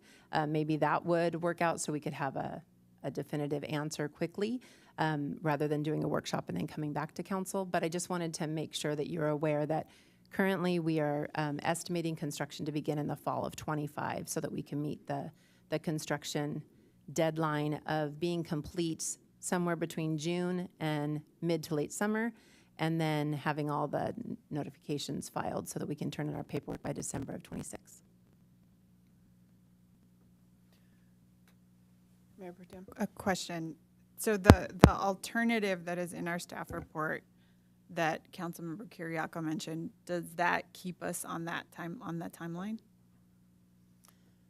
Mayor Pro Tem, yes, we could just keep the bathroom where it is located and then revisit the demolition of the other structures. It just, again, is in order to look at consolidating the built structures within those confines of keeping the view shed open, and it just takes away that decision. But we can definitely look at it, and I could talk to the project team and then report to Mr. Nisbet. Yeah, I think sounds like that's the direction we're going. And I know personally I hate holding things up, but I also hate, I really dislike making a decision that I'm just not quite comfortable with yet. So, So Mayor, for clarification, are you directing us to keep the bathroom where it's at and move forward with the design, or to evaluate if there's an opportunity to come back? is that what we're all, are that a consensus that we want to keep it where it is and then come back and look at it again? Or get the information that you were asking for? Well, I think this was a proposal from staff, right, to consider this. So I think I started with, we've approved a plan in the master plan, and that keeps us on this timeline. I'm not convinced at this point that the staff proposal merits delaying, where if it causes us to delay. So I think that's where I am, where I think I'm still, at this point with the information I have, leaning towards sticking with what was in the master plan and moving forward so that we don't get off schedule. But I don't know how others feel. I mean, I thought there were significant benefits potentially from doing the play as proposed. So I guess, you know, if there's a potential to come back with some of that information, to, you know, reaching out to the public to see that they know what the implications are, as was suggested, maybe that wasn't as clear, maybe the outreach wasn't as great, et cetera, that would be helpful. But I wouldn't want to just abandon the proposal that you had. Because I think there are virtues to it. To both components, the demolition and both of them. Okay. They're kind of married. Right. That's how I interpret it. Yeah, I think if we're going to have a community workshop, I mean, that we would want to bring the options here. Otherwise, we are back to, as Councilmember Kiriakou said, just going with the plan as is. Right. And so if we're going to go through the time to have that workshop, we should put everything on the table that was shown tonight and get that feedback. I think that's what's probably the most important to me, is just really making sure that the public is aware, just because of the sheer volume of people that went to these workshops and answered the survey, it was quite impressive how many people participated. And this, I guess, just feels like we're doing something without really any input at all. That's where I'm coming from. And it might be the way we go, but, you know, I'd feel better with bringing it back. Yeah, it sounded like we heard, some of the questions were why does the restroom need to move? What would the cost implications be? Is it a net, additional costs or savings? The feedback or public engagement to get some more input. And then I think the other part would probably be helpful is, maybe doing kind of a net square footage. I think that question came up about number of buildings versus total square footage. I think that's something we can work with the design team to flesh out. And I hear the council loud and clear. Just the other part of it is, what happens with the master plan is different from when you actually get the real architects and the engineers out there and they actually see this. And so hopefully it didn't come across as a bait and switch. It's just you get more information and then you have to kind of react to it. So I hope that came across during the staff report. And I would also add, at the public workshop, we should also, I think, weigh the idea of the public space again as well. I think Councilmember Reyes-Martin made a good point. It sounds like it kind of came up like, consider this because there was an opportunity there with an existing building that maybe could be both a caretaker cottage and some open space. And if we're going to, as pointed out, if we're going to demolish it, is that still something that's of interest? And we might find out from the public workshop that it is, but I think it's important to distinguish that still is quote unquote optional for the council compared to the caretaker cottage. We have word from the heirs of the family that they're okay with demolishing it, but they're still very committed to what the deed says, which is providing a caretaker cottage. The deed does not require us to have public space.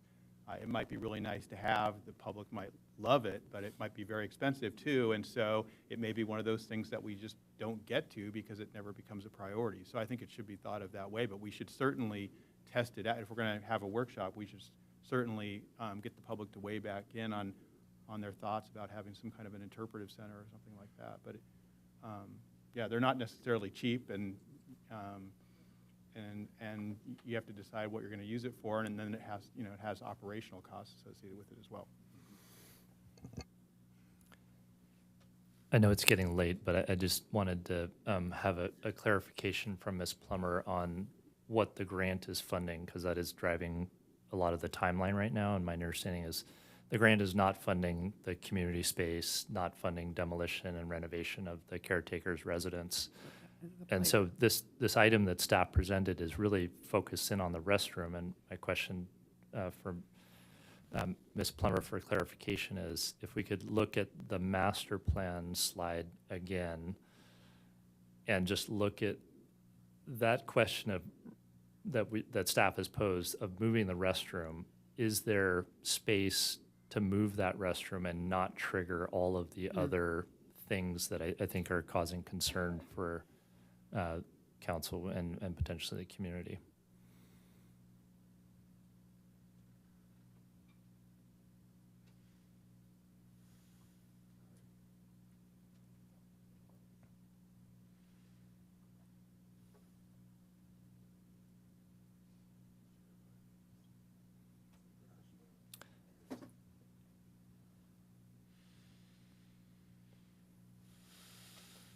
While they're getting up, I'll just add a little bit more context of, staff's initiative here is really to try to plan the next phase and get some costs and scaling of the economy and hopefully, reduce overall construction costs when we're looking at future phases. So it's a little bit hard to see here, but to orient, that big blue space in the middle is the playground, and just to the right of the playground, which is north, but in this case, it looks more like east. Yes, right there, that restroom. So per the master plan, it looks like there's enough square footage to move that and not trigger all of the other complications with the maintenance yard and demolishing and rebuilding the caretaker residence. So just posing that question as food for thought for the council and for Ms. Plummer, And we can certainly provide that direction to our designers and have them kind of sharpen their pencil and look at Right. other options that might work. I mean, my recollection is, at the end of the day, sort of the most, if you will, profound goal for the community when they were looking at alternatives was keep it wild or keep it simple. Natural. You know, keep it natural. And so whatever we're looking at, sort of that guiding principle, keep it in mind. I think I remember saying several times, it's like, what are we trying to fix? You know, what do we need? What? So, I think it's worth taking another, definitely. Madam Mayor, I think we're clear on our direction. Okay, great. All right, thank you. Okay, so we have council comments. Anybody have anything to say at this point? Yes. Councilmember Kasdan? Yeah, I have one. It's when we, for part of the sphere of influence discussion, and that is, I was thinking about it afterwards, and when you think about what happened to us with Glen Annie, and what happened with Glen Annie is that the county came in, looked at property right outside our boundary, and said, here's a good place for housing. And this was a parcel that was entirely 100% reliant upon City of Goleta for roads, services, and so forth. It all goes through Goleta. And it struck me that there are other areas, and namely Winchester, I was thinking, that is potentially in the same situation, that when we come to a future RENA in the next, in 8 years or something, it would be helpful if this was something that we discussed with the county and had some, as part of our conversation, to know, could this be in our sphere of influence, for instance? Is this something that we want to talk about? Whether it becomes part of the city or not, in the end, it at least is something we want to talk about as far as the, is this something we think is appropriate to be developed in the future? And so right now, we don't have to amend our letter. The letter that we sent had elements in it that were, sort of, and other topics. But I guess I just wanted to put out that for staff, really, to keep that as part of the conversation as they go forward, to make sure that we are thinking about areas that have not yet been rezoned that could be in the future. So are you thinking about the area, Patricia Bragg's, all the ag land? Right. That's All right that behind- area, all yeah. Behind the park, San Miguel Park. That's all. And then it goes back into the canyon. Oh, yeah, right. But you know, not, are you thinking Embarcadero? 'Cause they're- No, not thinking of they're their own Embarcadero. That's a separate animal. Okay. And It sure is. Oh. no, I mean they've got their own thing going on. Yeah, they do. So no, I'm thinking, yeah, the Bragg and so forth. And the reason so that we would continue to support, we'd have more of a voice in agricultural. Yeah, think of what happened with Glen Annie, where we always thought we were going to have ag there, or golf course more accurately, and then lo and behold, they swooped in and rezoned it. Yeah, and it was a shock. It was an absolute shock for all of us. And so it shouldn't be a shock in 8 years what happens. We have a warning that we are likely to face similar pressures. I can't imagine population is decreasing. And what our hope is, I think, as much as we can, is that we, just like with our Measure G, the purpose of our Measure G in some ways is to promote the potential for infill, for planned development, for planned housing, as opposed to sprawl. And So that's the goal here, is for us to engage that conversation, to keep from having areas that we want to preserve as, rural ag. And I don't want to go into just more of a discussion about it because it's not on the agenda, but what are you saying? Are we directing staff to keep that communication open? As part of the discussions that they have, to keep that in there. I could support that. I can support that in sort of the spirit of a such as, like, keep your eyes out on other sites. I mean, Right. there's lots of other sites. We haven't talked about the Parker property, the property that's behind Rancho Goleta. That's something I've talked to staff about previously. The Caird, the Caird site. I mean, there's lots of other sites that I think staff should be kind of keeping their eye on, our planning staff should be kind of keeping their eye on for potential opportunities for engagement with the county and LAFCO about our, municipal service areas and, for reviews and all of that. So, I mean, I think, yeah, I support the spirit of what you're trying to accomplish in terms of, forewarned is forearmed. Okay. All right, so any more council comments? Not seeing any. City Attorney, Mr. Rosen, do you have any ending remarks? I got one just to say, I'm sorry I won't see everyone at the Cal Cities Conference, and I hope everyone has a wonderful time. Oh. Thank you. Okay, meeting adjourned.